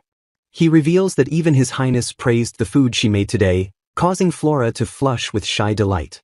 Ekaterina is internally thunderstruck by the mention of the prince. Alexei explains that the prince stopped them in the hall out of curiosity, so they offered him a taste which he enjoyed, a fact Flora confirms. Ekaterina asks her brother if he is on good terms with His Highness, reasoning that since they are the same age, the prince must have noticed him. Alexei shifts the conversation with a thoughtful expression. He asks his sister if she knows a student named Vladimir. He describes the individual as a second-year student with light indigo hair who seemed acquainted with the prince. Alexei identifies him as Vladimir Yalmagna, the heir to one of the 3 grand ducal houses. He asks if Vladimir addressed her, and Ekaterina lies with a cheerful smile, denying it while internally fuming at the memory of being called shameless. She wonders if Vladimir's rude behavior stemmed from the rivalry between their noble houses. She internally confirms that the rude man was indeed the heir to Yalmagna. Alexei notes that although Vladimir is only a year younger, he still has much growing to do, causing Ekaterina to think he can't compare to her brother. Alexei chuckles softly, conceding that Vladimir is nonetheless a smart man. However, he adds that there are concerning rumors regarding the way Vladimir treats ladies. He expresses his hope that she will not get involved with him, and Ekaterina promises she never will. Forley turns his attention to Flora, surmising from her name that she is from Baron Cherney's house and that her territory is Angar. Flora gently corrects him, stating that the House of Cherney does not possess a territory. She explains that the Baron and Baroness sold the land long ago and now live in a small rented house in the capital, surprising Ekaterina. Forley murmurs that he understands the situation. Flora cheerfully adds that the Baroness sells embroidery as a hobby, which provides them with funds. She reveals that her own mother was a seamstress, which is how she originally befriended the Baroness. Flora explains that when her mother passed, the Baron and Baroness took her in as a granddaughter because they bonded over cooking and recipes. Tears well up in her eyes as she recalls how they offered to take her in. She confesses that she was actually born a commoner, despite now being part of a baron's house. She apologizes with a sheepish smile for bringing up such a heavy topic. Flora explains she felt it was important to be upfront with them from the start. She speaks fondly of Lady Yelnova's kindness and how much she enjoyed cooking with her, especially hearing her speak confidently on Grand Duchy matters. Flora looks down sadly, admitting that in that moment, she realized they are from different worlds. She expresses fear that Ekaterina might be ridiculed by her highborn circle if she is seen associating with Flora. Ekaterina's eyes widen in shock as she processes Flora's self-deprecating words. Flora tries to dismiss the worry, but Ekaterina is internally screaming for her to stop being so humble. Ekaterina stares at her friend with intense, silent emotion. Flora smiles resignedly, believing that the kind Lady Yelnova will simply tell her not to worry about it. Ekaterina clenches the fabric of her dress tightly, her thoughts racing toward a plea to the Duke. Alexei suddenly speaks up, addressing Your Grace, with a serious expression, stating he is the one who needs to ask. He asks to be told if he is the one not worthy of associating with her. The scene pulls back to show the three of them sitting beneath the elegant chandelier. Forley thanks Alexei for broaching the subject himself. Flora's eyes widen in sheer confusion. Alexei apologizes, explaining that his sister has lived away from high society and is ignorant of the ways of the world. He states that he believes it would be for the best if she could learn her rightful place.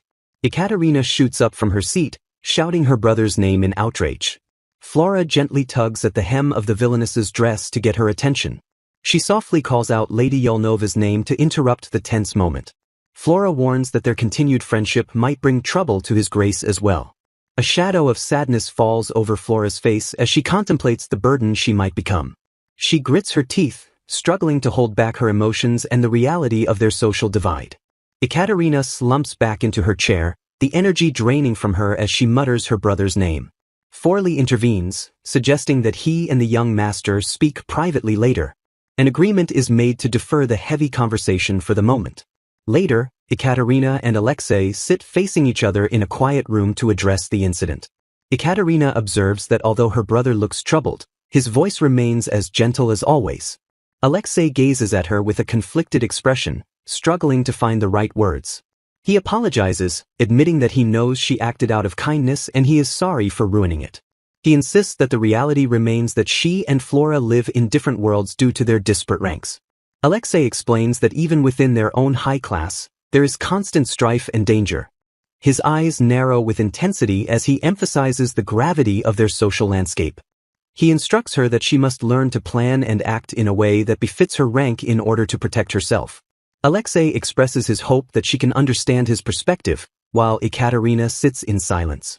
Ekaterina struggles to respond, feeling a torrent of words stuck in her throat. Alexei gasps in alarm as he notices the distress on his sister's face. He rushes to her side in a panic, apologizing profusely for upsetting her. He kneels before her, begging her to forgive him. He pleads with her not to cry, his composure completely shattering at the sight of her tears. A hand reaches out to gently wipe the tears falling from her eyes.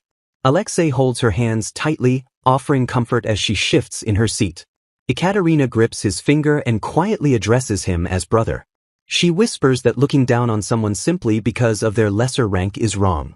She trembles as she compares that behavior to what their imperial grandmother did. She finishes the devastating comparison by stating it is exactly what was done to their mother. Horror washes over her as she realizes the cruelty of the words she just spoke. A heavy, ringing silence fills her mind as she questions what she is doing and regrets saying something so horrible. A sharp click echoes in the stillness. The image of tolling bells flashes through her mind, underscoring the gravity of her error. Ekaterina wonders why she is in such disarray as she abruptly stands up. She excuses herself and flees the room, unable to face him. She runs away, leaving her brother behind in the drawing room. Alexei stands alone in the silence as the heavy door slams shut between them. The Duke of Yelnova buries his face in his hands, overwhelmed by the crushing realization of a colossal mistake. Whispers ripple through the classroom as students gossip about the nightmare they just witnessed during the lesson. Alexei sits in rigid despair, tormented by the thought that his behavior has tarnished the reputation of the entire Yelnova duchy. The haunting memory of his sister's tear-streaked face refuses to leave his mind, replaying in an endless loop of guilt. A casual voice cuts through his spiraling thoughts, calling out to him with a familiar informality. Nikolai stands over the desk, asking with genuine concern what is wrong with his friend today.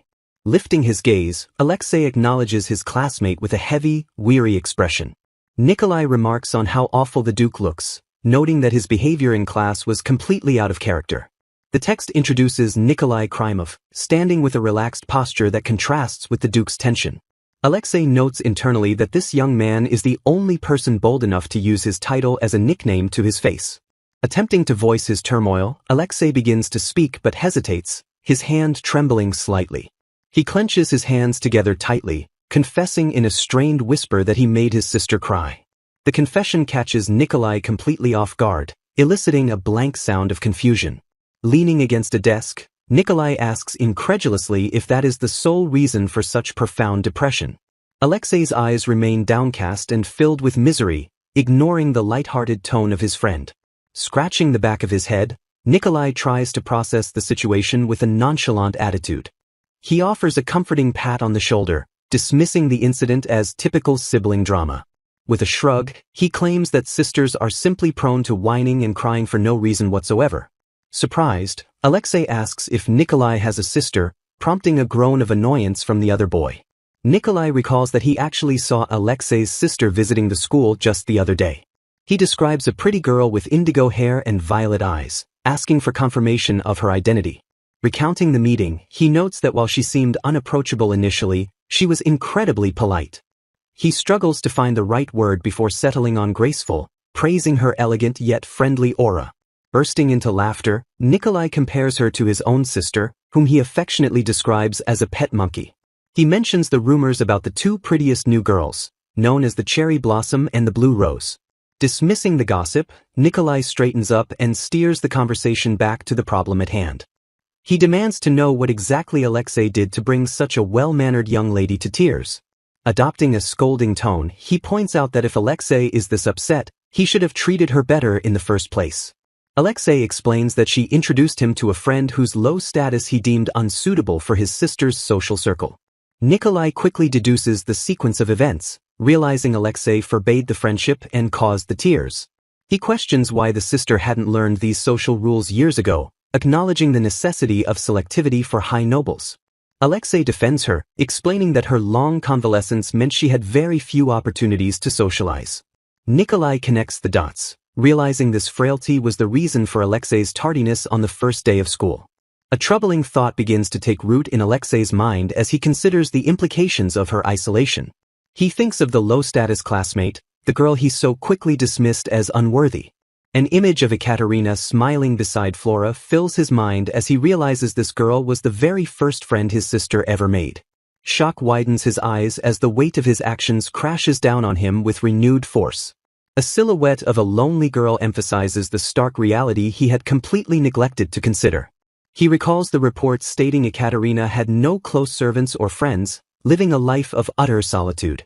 The vibrant, talkative girl she has become in the capital stands in stark contrast to her silent, mistrustful past. The realization that he crushed her very first friendship strikes him like a physical blow. Nikolai warns him that being too strict with someone so inexperienced might only drive her away. He probes further, asking if there is a genuine reason to fear the classmate is a bad influence beyond just status. Alexei envisions Flora's dignified smile, admitting to himself that she carried her background with impressive grace. Despite this, he insists internally that his sister needs to learn how to navigate noble society because she is too kind. When Nikolai presses for more, Alexei argues that noble connections are essential for her future protection. Nikolai counters sharply, warning that those of one's own rank are often the ones to be most wary of. The words trigger a memory of his grandfather, who valued talent above all else and befriended commoners. Alexei questions himself, wondering what his respected grandfather would have done in this exact situation. He concludes with certainty that his grandfather would never have interfered with such a friendship. However, a darker influence looms in his memory, a person who would have violently rejected the idea. The hateful voice of his grandmother echoes in his mind, spewing vitriol about commoners being repulsive insects. The memory of her cruel elitism causes him to crumple inwardly, the sound of phantom paper crushing in his ears. He clutches his head in agony, his sister's name escaping his lips as a silent plea. A vision of Ekaterina's tearful eyes overlaps with the realization that he has acted just like the woman who tormented his mother. Covering his face with his hand, Alexei admits defeat, conceding that Nikolai was absolutely right. He reflects bitterly on his pride in taking up his grandfather's legacy and protecting the house from his grandmother. To his horror, he realizes that her toxic mentality poisoned his own mind without him even noticing. He visualizes Ekaterina in a field of flowers, terrified that she will never look at him with affection again. Nikolai's voice breaks through his self-flagellation, trying to pull him back to the present. A hand grabs his tie, shaking him physically as Nikolai demands his attention. The sudden motion snaps Alexei out of his trance, bringing him back to the reality of the classroom. Nikolai looks at him with alarm, noting the sudden pallor of his face and asking if he is sick. Regaining his composure, Alexei denies any illness, though his expression remains troubled. Nikolai teases him, joking that the ice rose seems to have thawed only to immediately wilt. The nickname catches Alexei off guard, confusion momentarily replacing his despair. Nikolai gleefully explains that the girls at the academy have given him that moniker, much to their delight. Changing the subject, Nikolai tells him to stop moping, as his gloomy mood is bringing everyone down. With a reassuring smile, he reminds the Duke that while fights happen, the bond between siblings is lifelong. He proposes a pragmatic solution to let the girls be friends during their 3 years at the academy. Tears of relief prick Alexei's eyes as Nikolai adds the condition that the friend must not be a bad influence. Nikolai recalls Flora speaking fondly of Lady Yelnova's kindness during their brief interaction. He remembers Flora describing how much she enjoyed cooking lunch together with Alexei's sister. The mention of the lunch brings a softness to Alexei's features as he absorbs the information. An image of the hot dog sandwiches appears, symbolizing the tangible positive influence of the friendship. He remembers Ekaterina presenting the basket, her desire for him to eat properly shining through. Nikolai marvels at the existence of such a caring sister, clearly envious of Alexei's situation. He contrasts this with his own sister, who apparently chases him with a pitchfork if he steals her food. Assuming Ekaterina is also suffering, Nikolai urges Alexei to simply talk to her tomorrow and resolve the issue. A comfortable silence settles between them as Alexei considers the advice. Nikolai concludes that Alexei's sister is clearly more of an angel than a monkey, unlike his own. In the quiet of his bedroom, Alexei stares at the empty space, whispering his agreement that Nikolai is right. Mina asks her mistress what should be done with the dinner tray while observing the uneaten food. She shifts her gaze to the large bed where a lump under the blankets indicates Ekaterina's presence. The maid interprets the silence as a refusal but hesitantly suggests that her lady should eat something. Ekaterina complains from under the covers about the necessity of eating when she feels so terrible, though she acknowledges the issue of food waste. Mina gently pats the blanket mound, expressing surprise that her mistress crawled into bed immediately upon returning. She notes with relief that there are no sounds of crying but asks why Ekaterina is hiding. Ekaterina retorts that she is thinking and suggests she could do so elsewhere if her presence is a bother. The maid offers to step out if she is disturbing her mistress's thoughts. A heavy silence hangs in the room as the maid waits for a response. The door clicks shut as Mina leaves, asking to be notified when her lady feels better. Ekaterina shuffles around beneath the heavy duvet. She throws the covers off with a sudden shout, tossing the blankets aside. She sits on the bed with her arms crossed, entering a pose of silent contemplation 14. She realizes she always adopts this pose when brooding but notes she cannot show it to Mina. She sighs, acknowledging the mess she is in, and decides to sort through her thoughts. Ekaterina reflects that everyone's mindset is molded by the strict class system of this world. She admits that despite knowing Alexei from the game, the gap in their perspectives regarding social hierarchy caused their fight. She acknowledges that she cannot criticize them because their views make sense within the context of this world. She considers Alexei's position, constantly fighting other ducal houses in a ruthless arena of schemes. Even understanding his burden, she feels the distinct gap between their perspectives. She recalls game knowledge that Flora will soon prove her value, making the issue of having a commoner friend seem trivial. Ekaterina firmly believes that rank isn't everything, though she remembers her game counterpart was indicted despite high-status support. She thinks back to her past life, noting that Japan also had a class system until relatively recently 24. She muses on the French Revolution's motto of liberty and equality, wondering if human rights concepts exist here. She visualizes paper dolls holding hands, reflecting on how the idea of equality had just become common sense in her old world 26. She realizes the shock of the argument hit her hard because she had been dwelling on these cultural differences for so long. Her expression darkens as she admits that despite her past life, Alexei's words were difficult to swallow as Ekaterina. She recalls her early memories in this world, confined in a house and too scared to speak to anyone. She curls up on a sofa in her memory, recognizing that Flora is the very first friend she has made in this life. A chibi version of herself trembles next to Flora, fearing that Flora might actually find her annoying and want distance. She worries that Flora's concern for her social standing might mask a desire to stay away from a clingy friend. She feels the finishing blow was Alexei agreeing that they shouldn't associate, reinforcing her insecurity. The shock of the rejection caused her to skip all her afternoon classes in a haze of sadness. She pauses, a sudden realization from the game's plot striking her. She remembers the heroine distancing herself from the prince for his own good, claiming she wouldn't do him any good. She recalls that even when the player did everything right, the prince had to be the one to pursue the heroine. She realizes that Flora is behaving exactly like the heroine in the game, which means this is just a hurdle to overcome. Ekaterina deduces that Flora pulled back out of genuine concern for her reputation, fearing ridicule from the villainess's circle. She decides it is up to her to close the gap, just like the prince did in the game.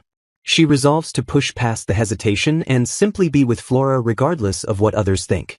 She looks at the chandelier, asking herself why she should be ashamed of her feelings of friendship. An image forms in her mind of her grabbing Flora's hand and dragging her along 43. She jokes to herself that she is stealing the prince's role and hitting on the heroine, confident she can win Flora over. Her thoughts shift to the more serious issue of her brother, though she feels the Flora situation is solvable.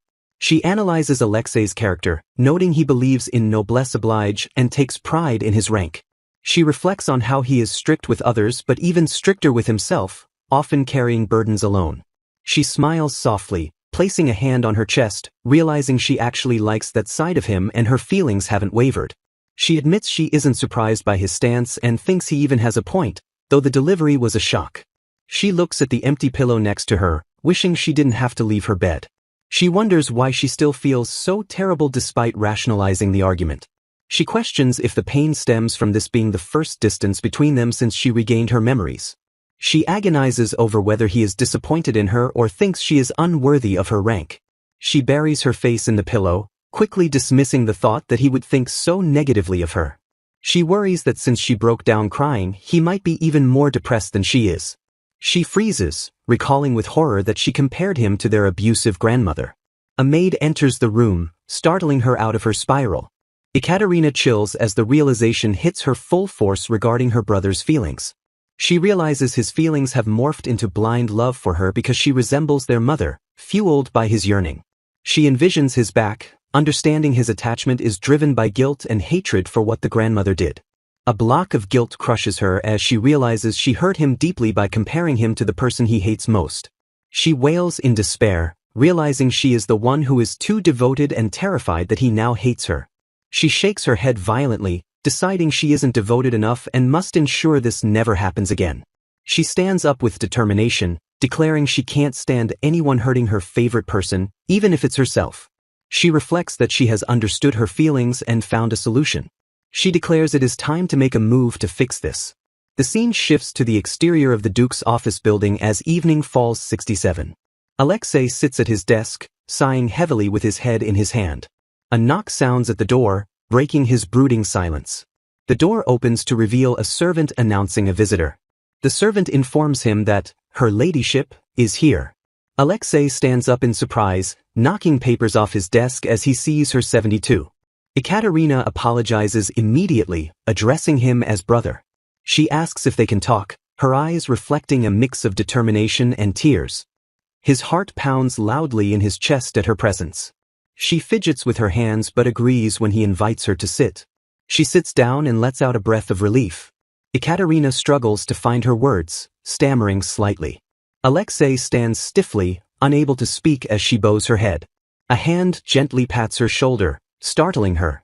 Flora stands behind her in a vision of support, assuring her that she will be fine. Flora asks Ekaterina if she would like to return to her room for dinner. Ekaterina politely declines, stating she needs to see Lady Flora immediately, reasoning internally that she must strike while the iron is hot. She clenches her fist with renewed determination, ready to make things right. Alexei stands up from his desk as Ekaterina enters, still looking slightly bewildered by the sudden visit. Ekaterina bows deeply, formally apologizing for the trouble she has caused everyone. Alexei's eyes widen slightly at her formal tone. Ekaterina takes a breath and explains that she said something horrible and needs to apologize properly. She admits she was uncalled for, acknowledging that Alexei was only worried about her. Alexei softens, his expression shifting from surprise to gentle understanding. He admits he might have been too hasty to judge Lady Cherney without knowing her. He confesses he gave the matter more thought after she left. He reassures her that she is a smart girl and will broaden her horizons by spending time with someone from another social class. Alexei concludes that she has nothing to apologize for, effectively giving his blessing. He admits he should have taken into account that Flora is the very first friend she has ever made. He looks down, a rare vulnerability showing as he confesses he has never been skilled at picking up on others' emotions. Ekaterina is internally screaming with joy, marveling that he actually understands her feelings and finding his awkward confession incredibly cute. Overwhelmed with emotion, she suddenly embraces him, causing him to freeze in surprise. She clings to him, tears streaming down her face as she calls him brother. She thanks him profusely, telling him she loves him so much.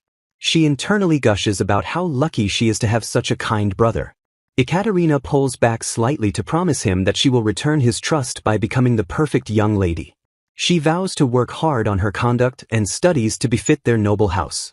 She adds that she will be a good friend to Lady Flora and broaden her horizons just as he suggested. She pleads with him to let her continue cooking for him and joining him for lunch. Alexei, still a bit stiff from the hug, agrees with a simple, all right. Ekaterina internally celebrates, noting that she has him wrapped around her little finger. She realizes she is still clinging to him and looks up, asking, "And brother?" Alexei reassures her that his lack of emotional intuition means he has room for growth. Ekaterina smiles warmly, telling him that all people have areas they can work on. She teases that if he could read feelings perfectly on top of everything else, he would be too perfect. She praises his knowledge, intelligence, and decisiveness in managing a large duchy at such a young age. She encourages him, saying that being conscious of his flaws is the first step to conquering them. She declares she has no doubt he will succeed because he is so brilliant. She tells him she admires him from the bottom of her heart. Internally, she admits she just regurgitated her club advisor's words but meant every one of them. She confesses to herself that she finds his rational, toil-filled personality absolutely precious. Alexei, blushing slightly, remarks that she sounds awfully mature today and asks where she learned such wisdom. Ekaterina sweats nervously and claims it was advice from one of her excellent private tutors. Alexei accepts this explanation, thanking her and calling her a truly kind girl. He apologizes again for upsetting her, his expression soft and regretful. Ekaterina internally swoons, thinking, so precious, and giving him another hug. She apologizes once more for her cruel words, saying she can hardly forgive herself for breaking his heart. She reflects on how in her previous life, he soothed her sorrows, and in this one, he treats her like the most important thing in the world. She reaches out her hand, wishing to support him at least a little instead of being a burden. Alexei places his hand on her head, telling her she is still a child and shouldn't have to struggle so much. He praises her for bearing it admirably, repeating, "You're so good," as he pats her head. Ekaterina realizes she has accidentally started petting his hair in return, noting how soft it is. She suddenly remembers herself and backs away in a panic, apologizing for taking up his time. She retreats hastily, leaving a frozen Alexei behind.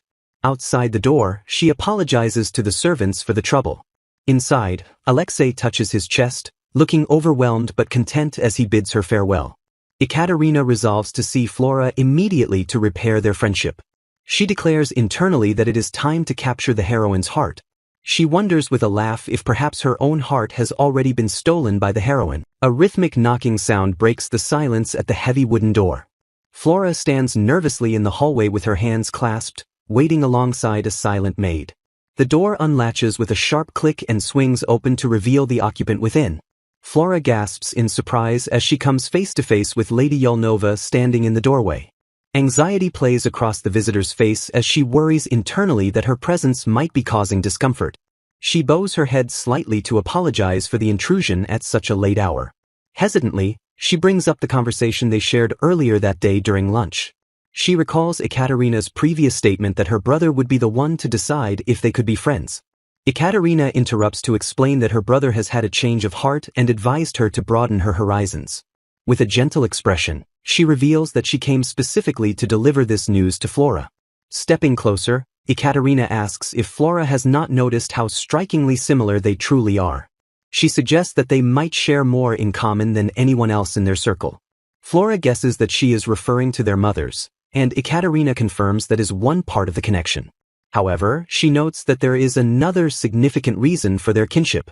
Ekaterina stands alone in a visualization of her thoughts, explaining that at their core, they are both profoundly alone. A split panel reveals that despite their opposite statuses as a commoner turned noble and a confined duke's daughter, Both have been shunned by their peers. Flora argues that unlike her, Ekaterina has noble origins and many people seeking her friendship. Ekaterina acknowledges the crowd but dismisses them as people seeking the wealth and power of House Yelnova with ulterior motives.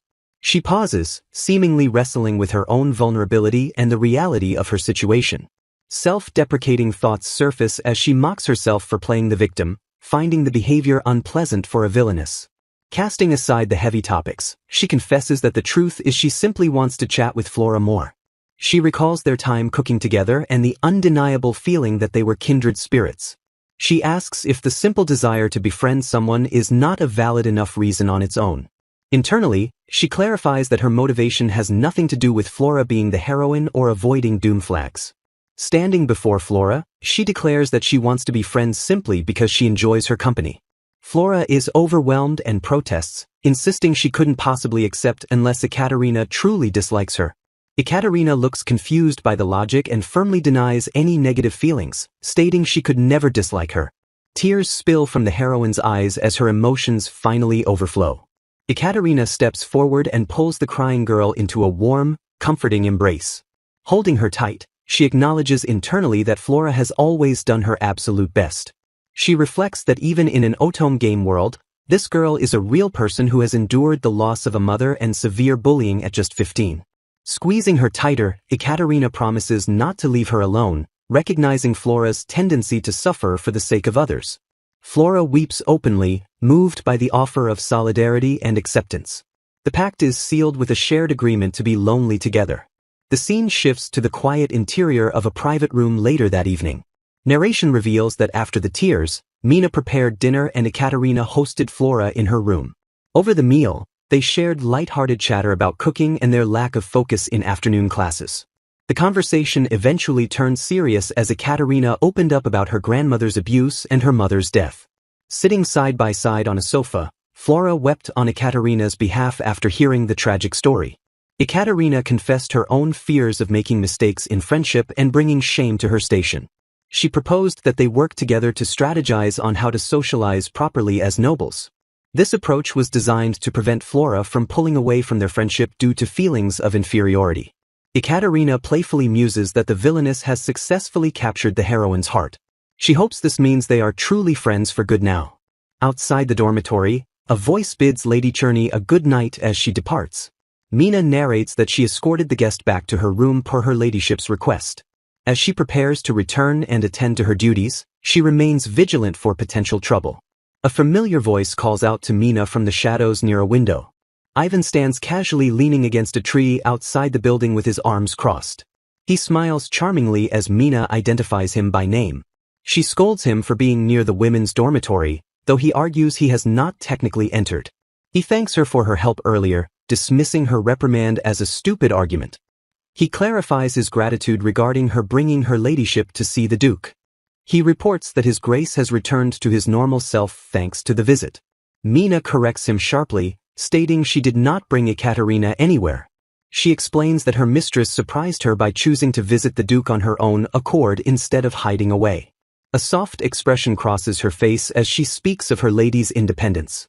Ivan listens with a look of genuine surprise and interest.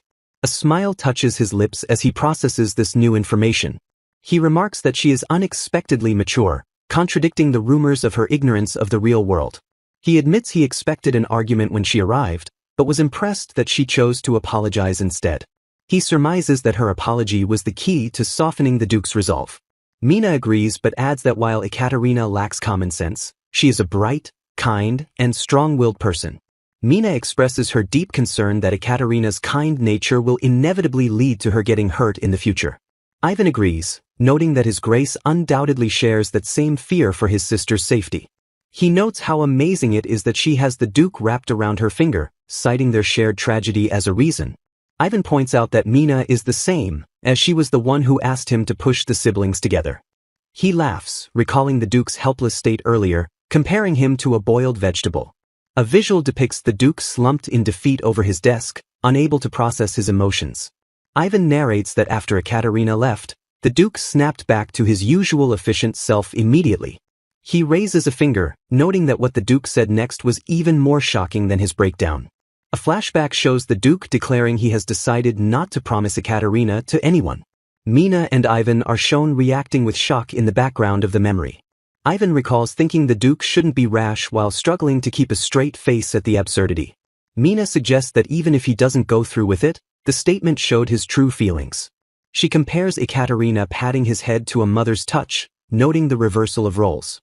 Ivan observes that they seem to be trying to parent each other, finding the dynamic precious. Resting his chin on his hand, Ivan admits he can't help but envy their bond. Mina looks at him silently, seemingly understanding the weight of his words. Ivan sits at a desk in a flashback, recalling the Duke pouting and asking if his decision is a problem.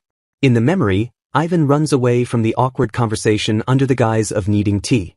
Back in the present, he tells Mina he was so amused he had to share the story with someone. He claims that unlike her he is busy, yet he still made time to gossip. He muses that it would be nice if Ekaterina stayed with them forever, keeping the Duke happy.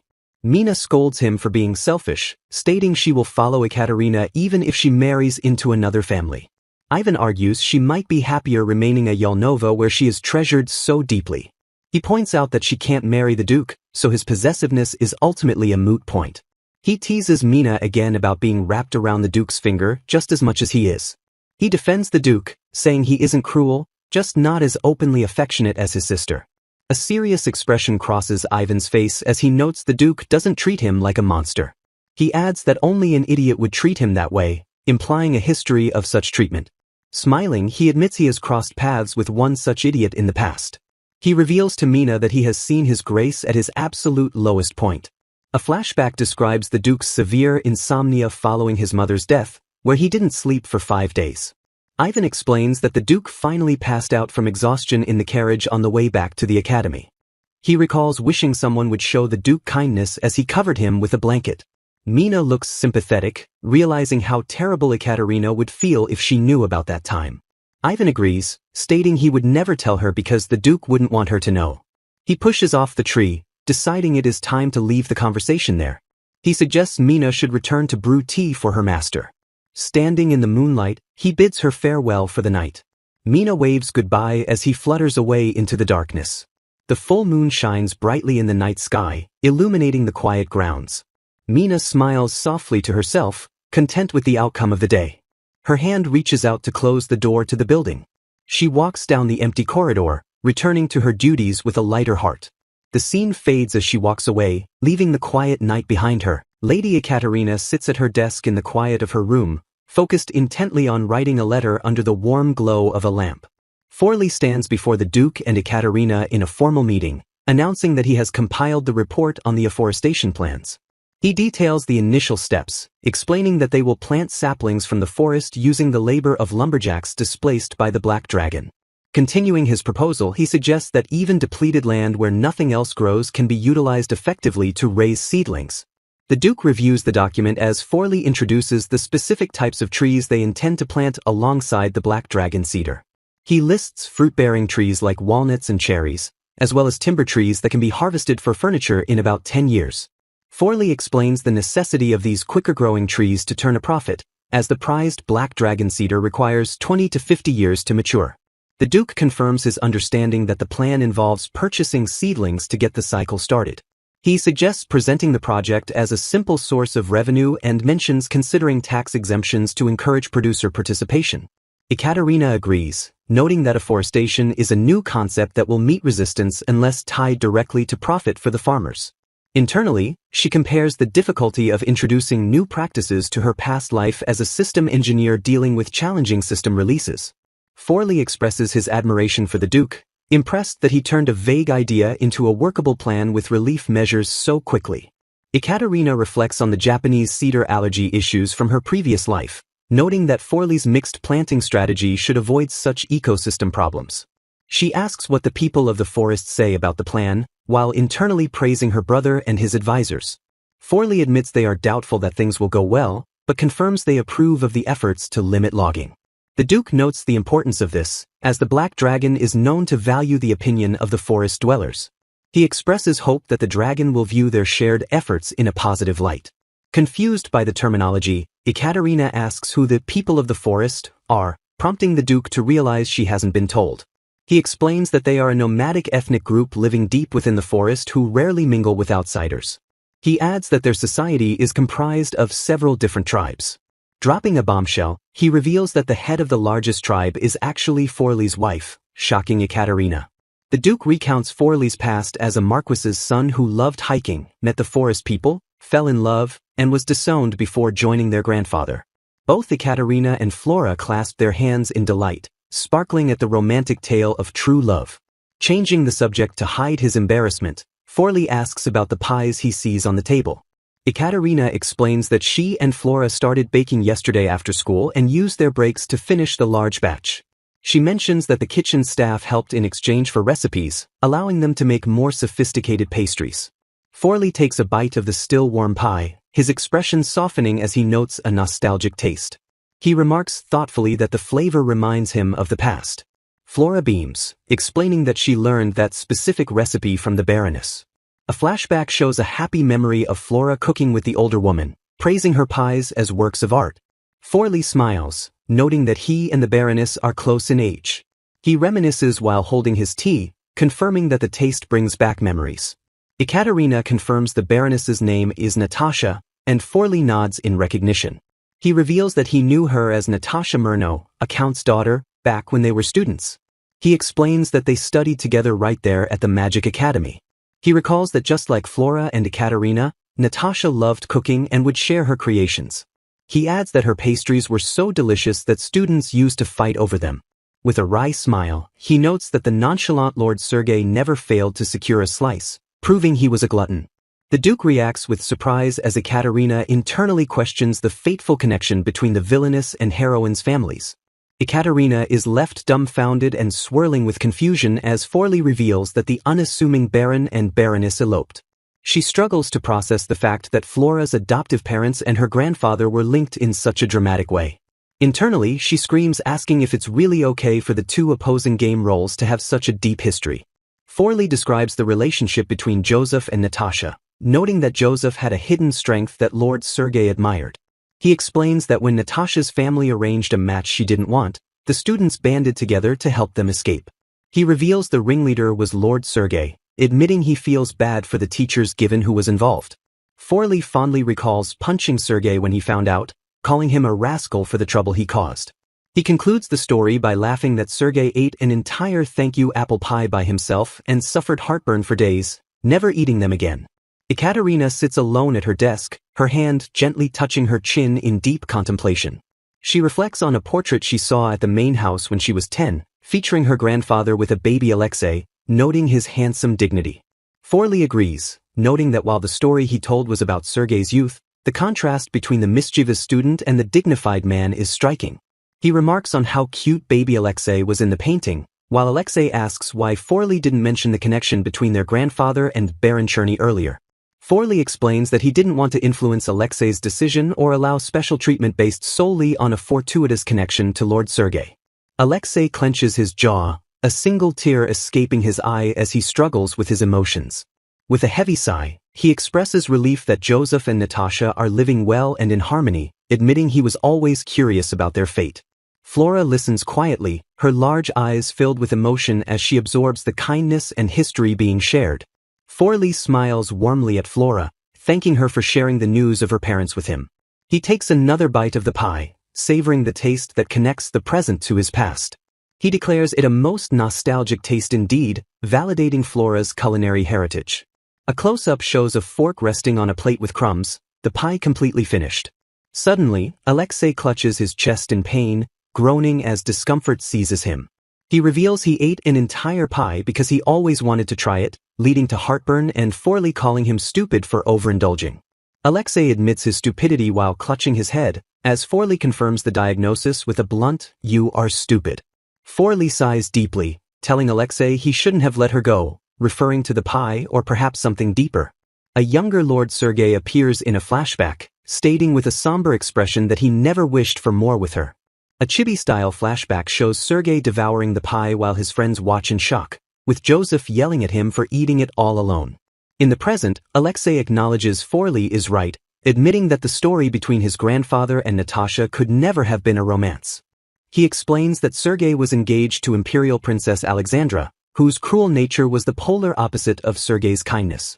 He describes Natasha as a petite, gentle girl who always smelled of sweet baked goods, a stark contrast to the princess. Alexei lies back on the grass in the flashback, wondering why Sergei always drags him into messes but noting he would have been happy with Natasha. Covering his eyes with his arm, the young Sergei vows never to eat apple pie again, overwhelmed by heartburn and perhaps regret. Forley reflects that he never imagined his overbearing best friend would leave him behind so soon. He looks back on those days with a sense of fondness and loss. He concludes that it truly was a fine time to be alive, cherishing the memories of their youth. The scene shifts to the exterior of a grand building bathed in sunlight, marking a transition in time and location. Unintelligible handwriting fills a letter, suggesting a correspondence or note being read or written. The interior of a lavish bedroom is shown, with Ekaterina sitting up in her large bed, reading a letter.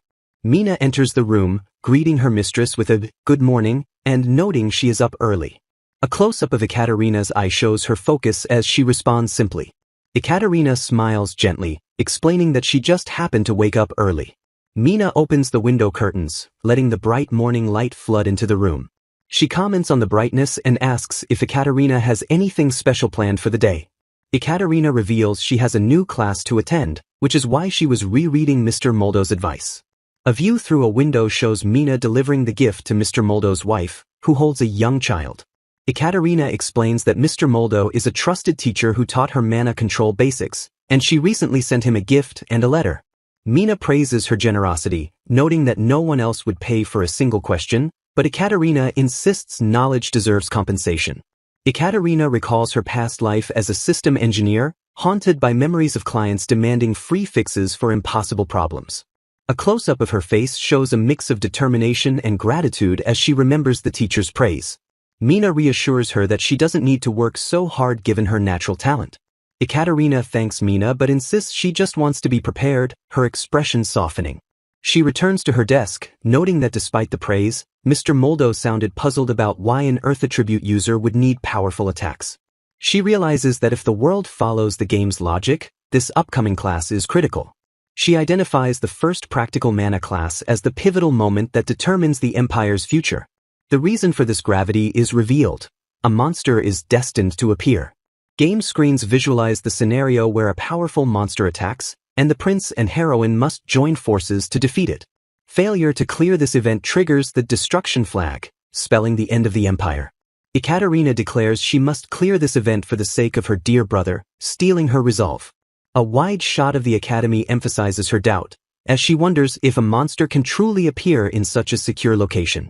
She reasons that the Academy is in the heart of the capital, and nothing like this has happened in hundreds of years. While monsters exist, they typically stay in wild areas and never approach cities. She recalls that summoning magic is a lost art, debunking her theory that the monster was summoned. Even now, living in this world, the reason for the monster's appearance remains a mystery, just as it was in the game. She considered alerting the knights but realized no one would believe a crazy woman claiming a monster would appear. Fearing that calling the knights might twist the future into something worse, she abandoned that plan.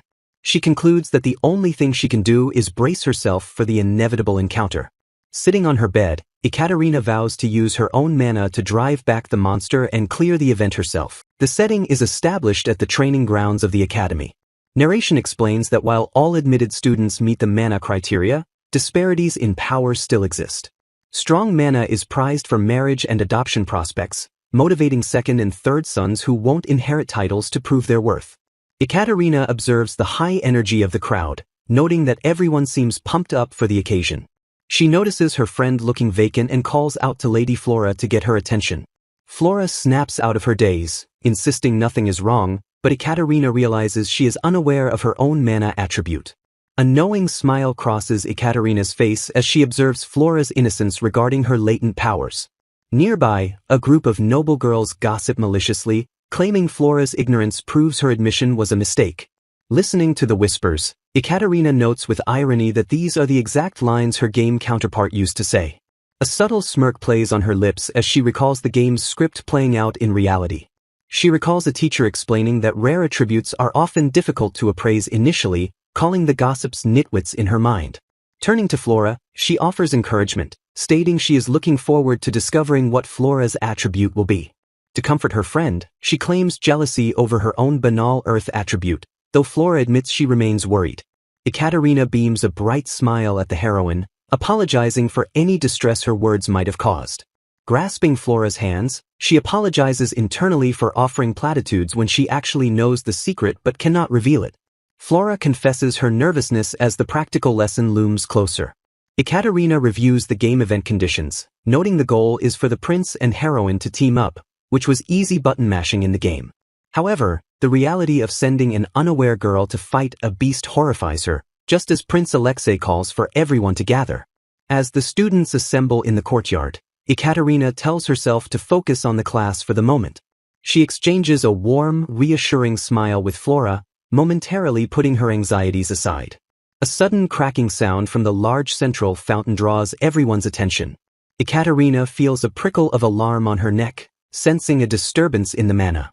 Flora turns to her friend in confusion, sensing the shift in atmosphere as well. Ekaterina's heart begins to pound in her chest as she stares intently at the disturbance. The water in the fountain flickers and distorts ominously, causing panic among the students and Prince Alexei. A massive burst of dark energy erupts from the fountain's center with a deafening whoosh. Ekaterina shudders, her body reacting instinctively to the sinister presence. One student points out that the sky has suddenly turned dark, casting a shadow over the academy. A tense silence follows as the students stare in shock at the unfolding phenomenon. A look of pure terror washes over a girl's face as she gazes upward. A massive, monstrous wolf emerges from the darkness with a terrifying roar. Panic ensues as Flora cries out Ekaterina's name in fear. Ekaterina confirms with dread that the monster is really here, just as the game predicted. She identifies it definitively as the specific monster from the game event. Her foot snags on the pavement as she braces herself for action. She plants her feet firmly, making a heavy thud against the stone. Shouting a warning, she calls out to Lady Olga, who is in the line of danger. A smaller shadow beast manifests directly behind the terrifying, tearful student. The creature growls menacingly, preparing to strike. The giant wolf lunges through the air with terrifying speed toward the students. Ekaterina squeezes her hand shut, focusing her mana. A massive pillar of rock erupts from the ground with a boom, intercepting the wolf midair. The wolf lands on the other side of the barrier, looking up at the obstacle. With a vicious slash of its claws, the beast attacks the stone wall. The rock cracks under the force of the blow, sending shards flying near a terrified girl. The barrier crumbles away, revealing the snarling wolf predator behind it. Ekaterina steps forward protectively, shielding Flora and the other students with her own body. Her expression hardens into a glare of fierce determination as she faces the threat. She realizes the monster understands she is the one who created the wall and has targeted her. Understanding that inaction will lead to everyone's death, she accepts that she cannot run away. Internally, she is terrified, noting how much scarier this is than a phone screen as her legs tremble. She feels like prey facing an uncaged predator but clenches her fist, reminding herself she prepared for this. Resolving to act as the adult in the room, she vows to protect the real 15-year-old children behind her. She scrambles up the rubble, frantically trying to recall the advice from Mr. Moldo's letter. His instructions flash in her mind. In a monster encounter, an Earth user should create a golem as large as possible to intimidate. Following the guidance, she summons a colossal stone hand from the debris, lifting it high into the air. The massive stone arm towers over the wolf, casting a shadow over the beast. The wolf stares up at the gigantic construct, seemingly pausing in its aggression. A close-up of the wolf's face shows hesitation or perhaps fear as it confronts a larger opponent. The scene ends with the heavy step of the golem or perhaps the wolf backing away. The massive wolf leaps effortlessly over the rubble with a hop, avoiding the collapsing stone barrier. It lands on top of the golem's remaining arm with a heavy bam, its claws digging into the rock.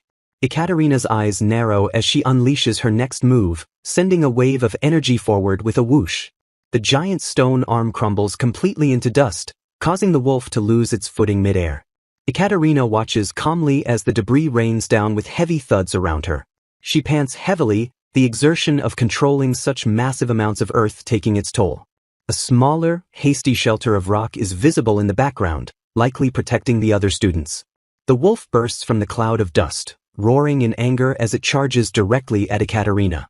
Its massive paw crashes down just inches from her, cracking the stone pavement beneath it. Ekaterina flinches back with a gasp of fear, realizing just how close the beast's attack landed. A glint of determination flashes in her eye as she tells herself she cannot back down now. She grits her teeth, refusing to retreat despite the overwhelming danger. Ice begins to crackle around Alexei as he prepares to join the fray from behind. A massive shard of ice slams into the wolf's side with a sharp clink, drawing its attention away from Ekaterina. Ekaterina looks up in surprise, her eyes wide as she realizes aid has arrived. She notices the sudden chill in the air and identifies the presence of ice magic. The wolf howls in pain as the ice shatters against its fur, though it seems more annoyed than injured. Alexei calls out his sister's name, rushing forward with urgency. He arrives panting, his face pale with worry as he checks on her, relieved she is safe. Another wave of magic is unleashed with a sharp sound. Ekaterina watches in awe as a powerful torrent of water surges past her. The water roars like a beast of its own, heading straight for the monster.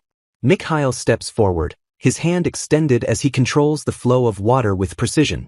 Ice shards fly through the air as the battle intensifies, the two princes joining forces. A massive spear of ice pierces the wolf's side, drawing blood and a pained roar. Ekaterina explains that monsters are different from normal creatures and won't die unless their mana core is destroyed. The wolf staggers back, wounded but still standing, its glowing eyes fixed on its attackers. Its paw comes to a halt, digging into the ground as it prepares for another assault.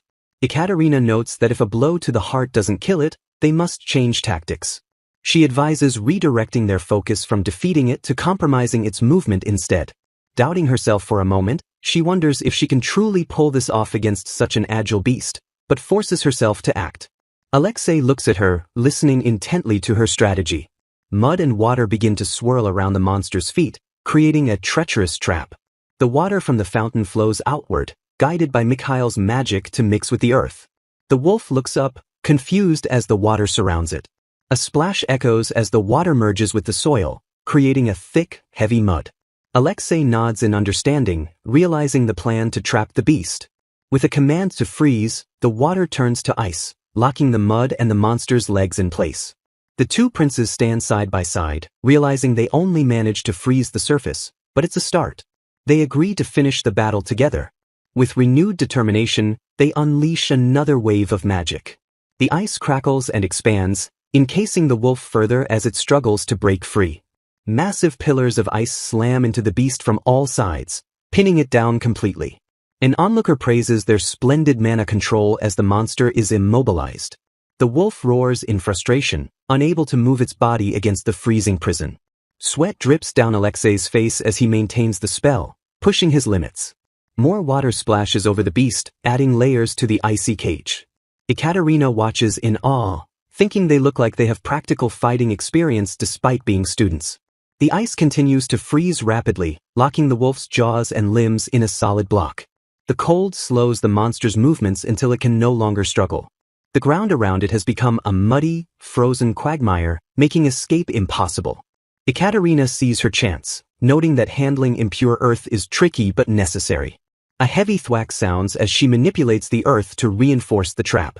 The monster groans and struggles, but the combination of mud and ice holds firm. An observer realizes she is using the mud to restrict the beast's movements before freezing it. Ekaterina focuses on getting a good grip on its limbs with the earth.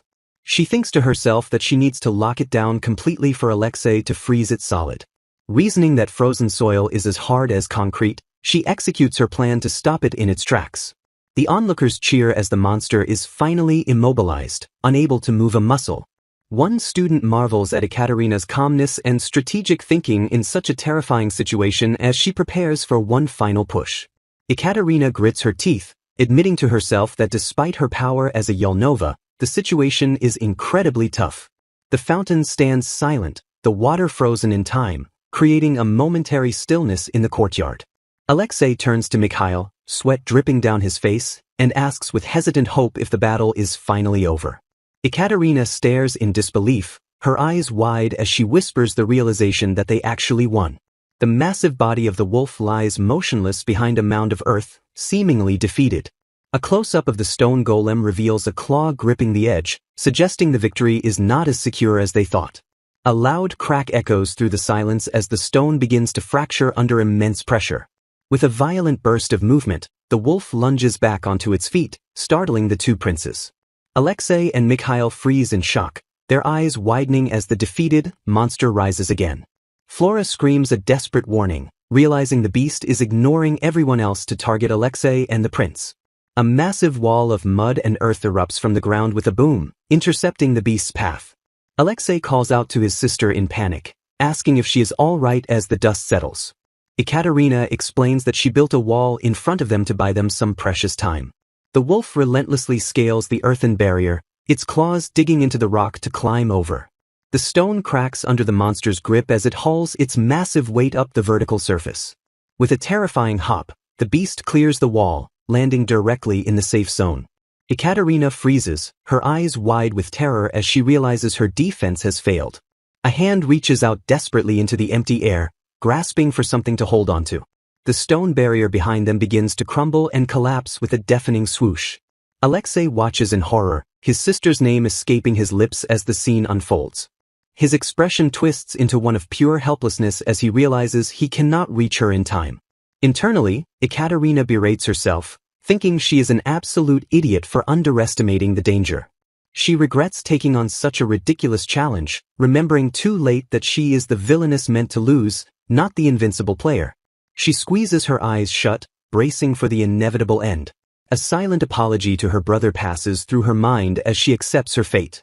A sudden footstep sounds nearby, breaking her concentration. Flora throws herself in front of Ekaterina, arms widespread to shield the villainess from the monster. The wolf's massive jaws snap shut, appearing to bite down on the brave girl. A blinding light erupts from the point of impact, accompanied by a shout of denial. The wolf's teeth clamp down on Flora's arm, but instead of drawing blood, they are met with a glowing magical barrier. The beast's eye widens in confusion as the brilliant light intensifies, repelling its attack.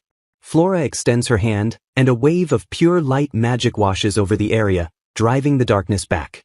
The two girls stagger back together, safe but shaken, as the monster is repelled. Flora collapses to the ground, prompting a worried stutter from Ekaterina.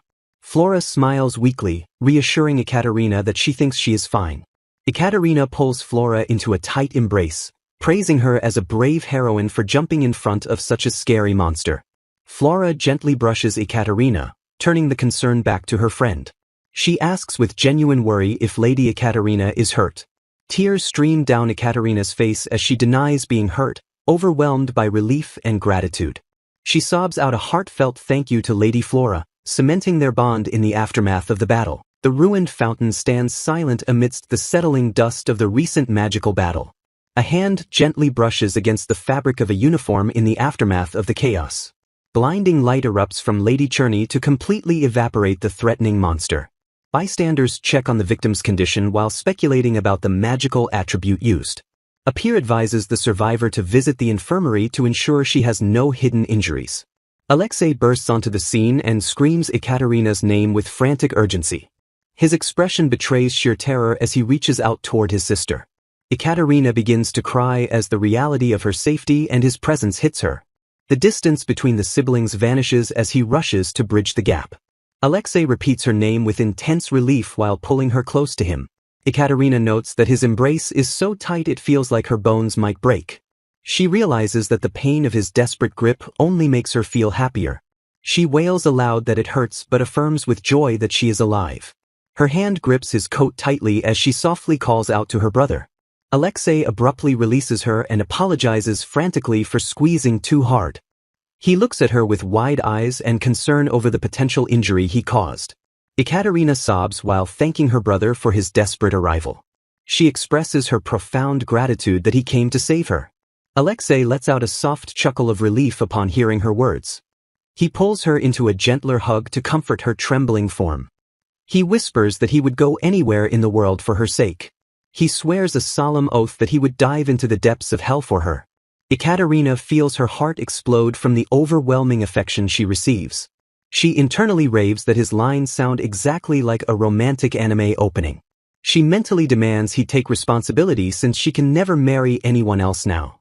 She gasps as she questions the propriety of her romantic thoughts about her brother. hands clasped together tightly to seal the emotional moment between them. Alexei turns his attention toward the other girl present at the scene. Flora blushes under the sudden and direct attention of the Duke. Ekaterina informs him that Lady Flora was the one who saved her life. Alexei approaches Flora while she looks up at him in confusion. His boots come to a halt directly in front of the bewildered girl. The Duke drops heavily to his knees before her with a loud thud. He gently takes Lady Flora's hand in his own with great reverence. He thanks her from the bottom of his heart for saving his younger sister. He declares that the House of Yelnova will never forget this debt. Flora attempts to speak, but he asks her to allow him to swear an oath. He formally recognizes Flora Cherney as a friend of his house and declares her allies his own. He swears to make her enemies his own and to honor this oath forever. Flora listens with a flushed face as the weight of his solemn words sinks in. She begs him to stand up and insists that she is the one who owes a debt to Ekaterina. Alexei looks up at her with tears in his eyes and refuses to move until she accepts. Flora accepts the oath and pleads with him to finally stop kneeling. He finally shifts his weight to rise from the ground after her acceptance. He helps her to her feet while she makes a small sound of exertion. The prince comments from the sidelines that all is well that ends well. A subordinate praises the prince for his unseen work during the incident. Ekaterina suddenly remembers that the prince has been there the entire time. She panics internally and wonders if he noticed she had completely forgotten him. The prince remarks that her school life will be easier with Yelnova's official support. Ekaterina thinks he is perceptive for understanding Flora's struggles at the academy. She notices something odd about his appearance as she looks closer at him.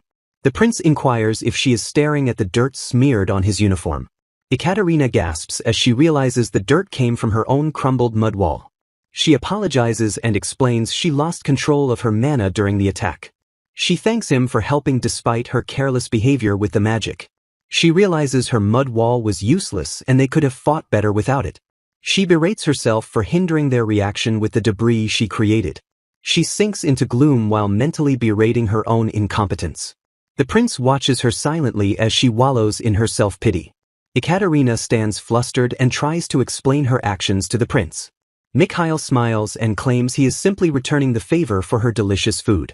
He notes that a lady's cooking is precious while Ekaterina internally labels him food-motivated. He explains that her exhaustion is natural since she lacks the combat training he and Alexei possess. He admits he has only fought staged battles whereas Alexei has real experience with monsters in his duchy. Ekaterina thinks the men are cool until Mikhail warns her to brace herself for what comes next.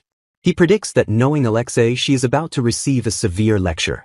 He describes Alexei's terrifyingly logical scoldings that even intimidate adults. He wishes her good luck with a laugh that Ekaterina finds annoying. He stops laughing to tell her something serious before the scolding begins. He looks at her intensely and tells her she was very brave. He credits her efforts for buying them time to defeat the monster without any injuries. He acknowledges her fear but commends her reckless decision to face it alone. Ekaterina stands stunned and silent as his praise sinks in. She humbly denies that her actions were worthy of such praise.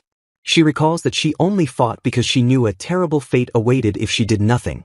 Memories surface of her past life where unreasonable tasks and lack of recognition were the norm. She remembers how she became accustomed to the pain of never being rewarded. She trembles as she realizes that today is different because she has finally been praised. Tears form in her eyes as she admits to herself that she is happy. Mikhail gently places his hand over hers to comfort her trembling. He quickly apologizes and asks if his touch has upset her. Ekaterina gasps and hurriedly assures him that he has done no such thing. He requests that she drop his title and call him by his name. He argues that since Alexei does not use titles with him, she should feel free to do the same. Ekaterina panics internally because she believes this special privilege belongs to the heroine. Mikhail stands tall and silent while waiting for her response. She nervously reverts to calling him by his formal title. She feels overwhelmed by his imposing presence and height. He releases her hand and wonders if his action is the reason Alexei looks so angry. Alexei glares at the prince with a terrifyingly sharp gaze. Ekaterina sweats nervously under the intensity of her brother's silent stare. Alexei maintains his silence while radiating a heavy pressure. He extends his open hand toward his sister. Ekaterina looks at his hand in surprise. He firmly clasps her hand in his own.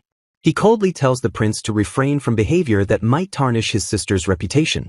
He pulls Ekaterina close to him in a protective embrace while glaring at Mikhail.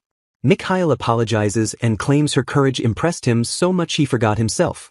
Ekaterina mentally praises Alexei for prioritizing her well-being over his loyalty to the prince.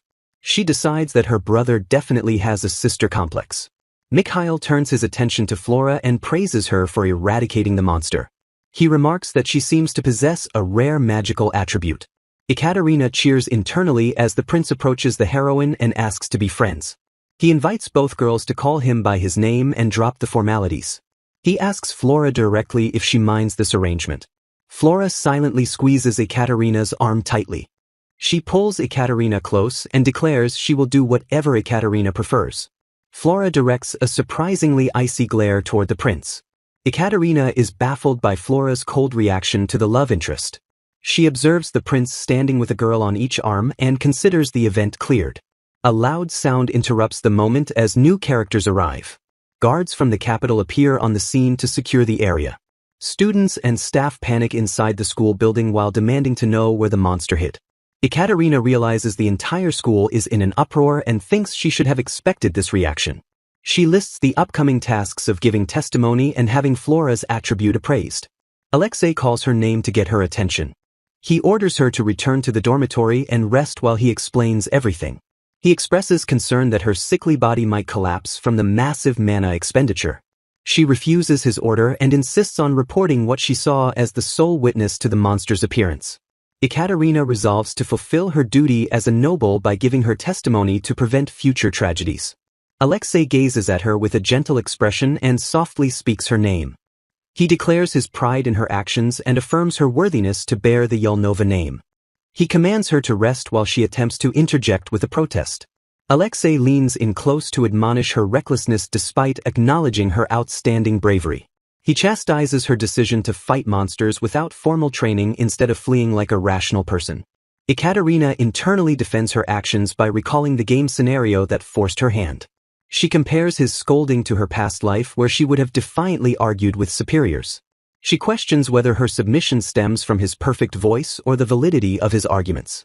She realizes that the intensity of his tone marks the first time anyone has ever spoken to her so earnestly. Alexei demands to know if she gave any thought to his feelings while risking her life. He recounts the terror of sensing the monster and seeing her facing the beast alone from his window. He asks if she comprehends the fear he felt watching her stand her ground while even teachers fled. He confesses his overwhelming terror at the thought that he was about to lose her. He admits that while he holds no fear of monsters, he is paralyzed by the thought of her harm. He recalls the despair of seeing her mud wall collapse and believing he would be too late to save her. He declares that his life would lose all purpose and his heart would freeze if she were gone. He questions the value of his own existence if he were to lose the only family he has left. He reaffirms that she is his entire life and her loss would be unendurable. He implores her to recognize that she holds his very life within her hands. Tears fall from his eyes as he begs her to consider his feelings before acting recklessly again. Ekaterina freezes in shock as she witnesses her composed brother openly weeping. She embraces him desperately while sobbing apologies for the pain she caused him. She cries that his presence is her happiness and swears she would do anything for him. She wails uncontrollably and declares she will never forgive herself for hurting him. A faint smile graces Alexei's lips as he listens to her frantic apologies. He presses a gentle kiss to her forehead to soothe her overwhelming distress. Ekaterina halts her sobbing and looks up at him in sudden confusion. She stares up at her brother with wide eyes while still clinging to his uniform. She accuses him of emotional manipulation when she spots the teasing smile on his face. She attempts to strike him in frustration while he laughs and affectionately ruffles her hair. She gazes up at him with tear-filled eyes as her anger melts into relief. Alexei smiles warmly at her while wiping a stray tear from his own eye. He sighs and admits that his emotional manipulation was a childish act. He extends his hand toward her in a silent offer of reconciliation. He leans in waiting for a head pat while she retorts that he is supposed to be expressionless. She clasps his hand and offers a sincere apology for causing him such worry. He accepts her promise to avoid future recklessness with a satisfied expression. She admits her fear of walking alone and asks him to accompany her to report to the guards. She looks up at him with pleading eyes to ensure he agrees to her request. Alexei sighs in defeat and remarks that she is skilled at getting her way. He comments wryly that she is too smart for her own good. They join the school officials and the prince to formally report the incident to the Imperial Guards. Alexei declares his intent to monitor the investigation closely in his capacity as the Duke of Yelnova. The school officials tremble and pale under the intense pressure exerted by the student duke. Lessons resume after 3 days of fruitless searching by the Imperial Guards reveals no trace of the monster. Flora thanks Ekaterina, who expresses relief that the incident triggered Flora's magical awakening. Ekaterina identifies Flora's newly awakened power as the incredibly rare holy mana. She internally celebrates the rarity of the power that appears only once per generation.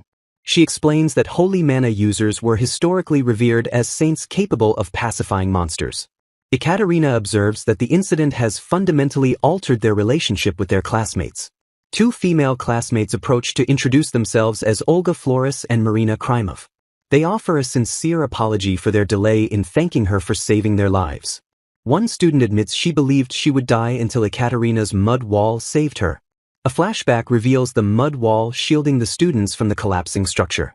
Ekaterina realizes she had mistakenly feared that her wall had hindered their escape. She seeks confirmation that they managed to escape the danger safe and sound. The girl nods in confirmation and Ekaterina expresses her profound relief. Ekaterina absolves them of responsibility by stating she simply chose not to flee. She smiles warmly and mentions that her brother has already scolded her sufficiently. The girls admit they were too intimidated to approach earlier because of the siblings' overwhelming beauty. They confess they felt unworthy to converse with her after witnessing her impressive entrance. One classmate offers a specific apology for her previous behavior towards Ekaterina. She admits to judging Ekaterina's commoner background but acknowledges her superior ladylike conduct. Ekaterina offers a gentle and forgiving smile in response to the girl's honest confession. Ekaterina graciously accepts the apology to ease their guilt despite saying it is unnecessary. She expresses her gratitude for their honesty and candor. She proposes that they build a closer friendship from this point forward. The remaining students flock around the group to express their own desire to befriend her. Ekaterina reflects on how impossible game events occur naturally in this world alongside reality. She acknowledges that this world is populated by real people just like her previous one. She observes that the people here interact and grow through their relationships and feelings. She admits that she still fears the doom flags associated with her role as a noble villainess. A close-up reveals the depth of her emotional realization as she gazes forward. She pauses her internal monologue to pivot her thoughts. She looks at her brother and expresses mental gratitude for this new life. She affirms her gratitude for her existence even within the confines of a game world. She smiles radiantly in her brother's arms and declares that she feels truly alive.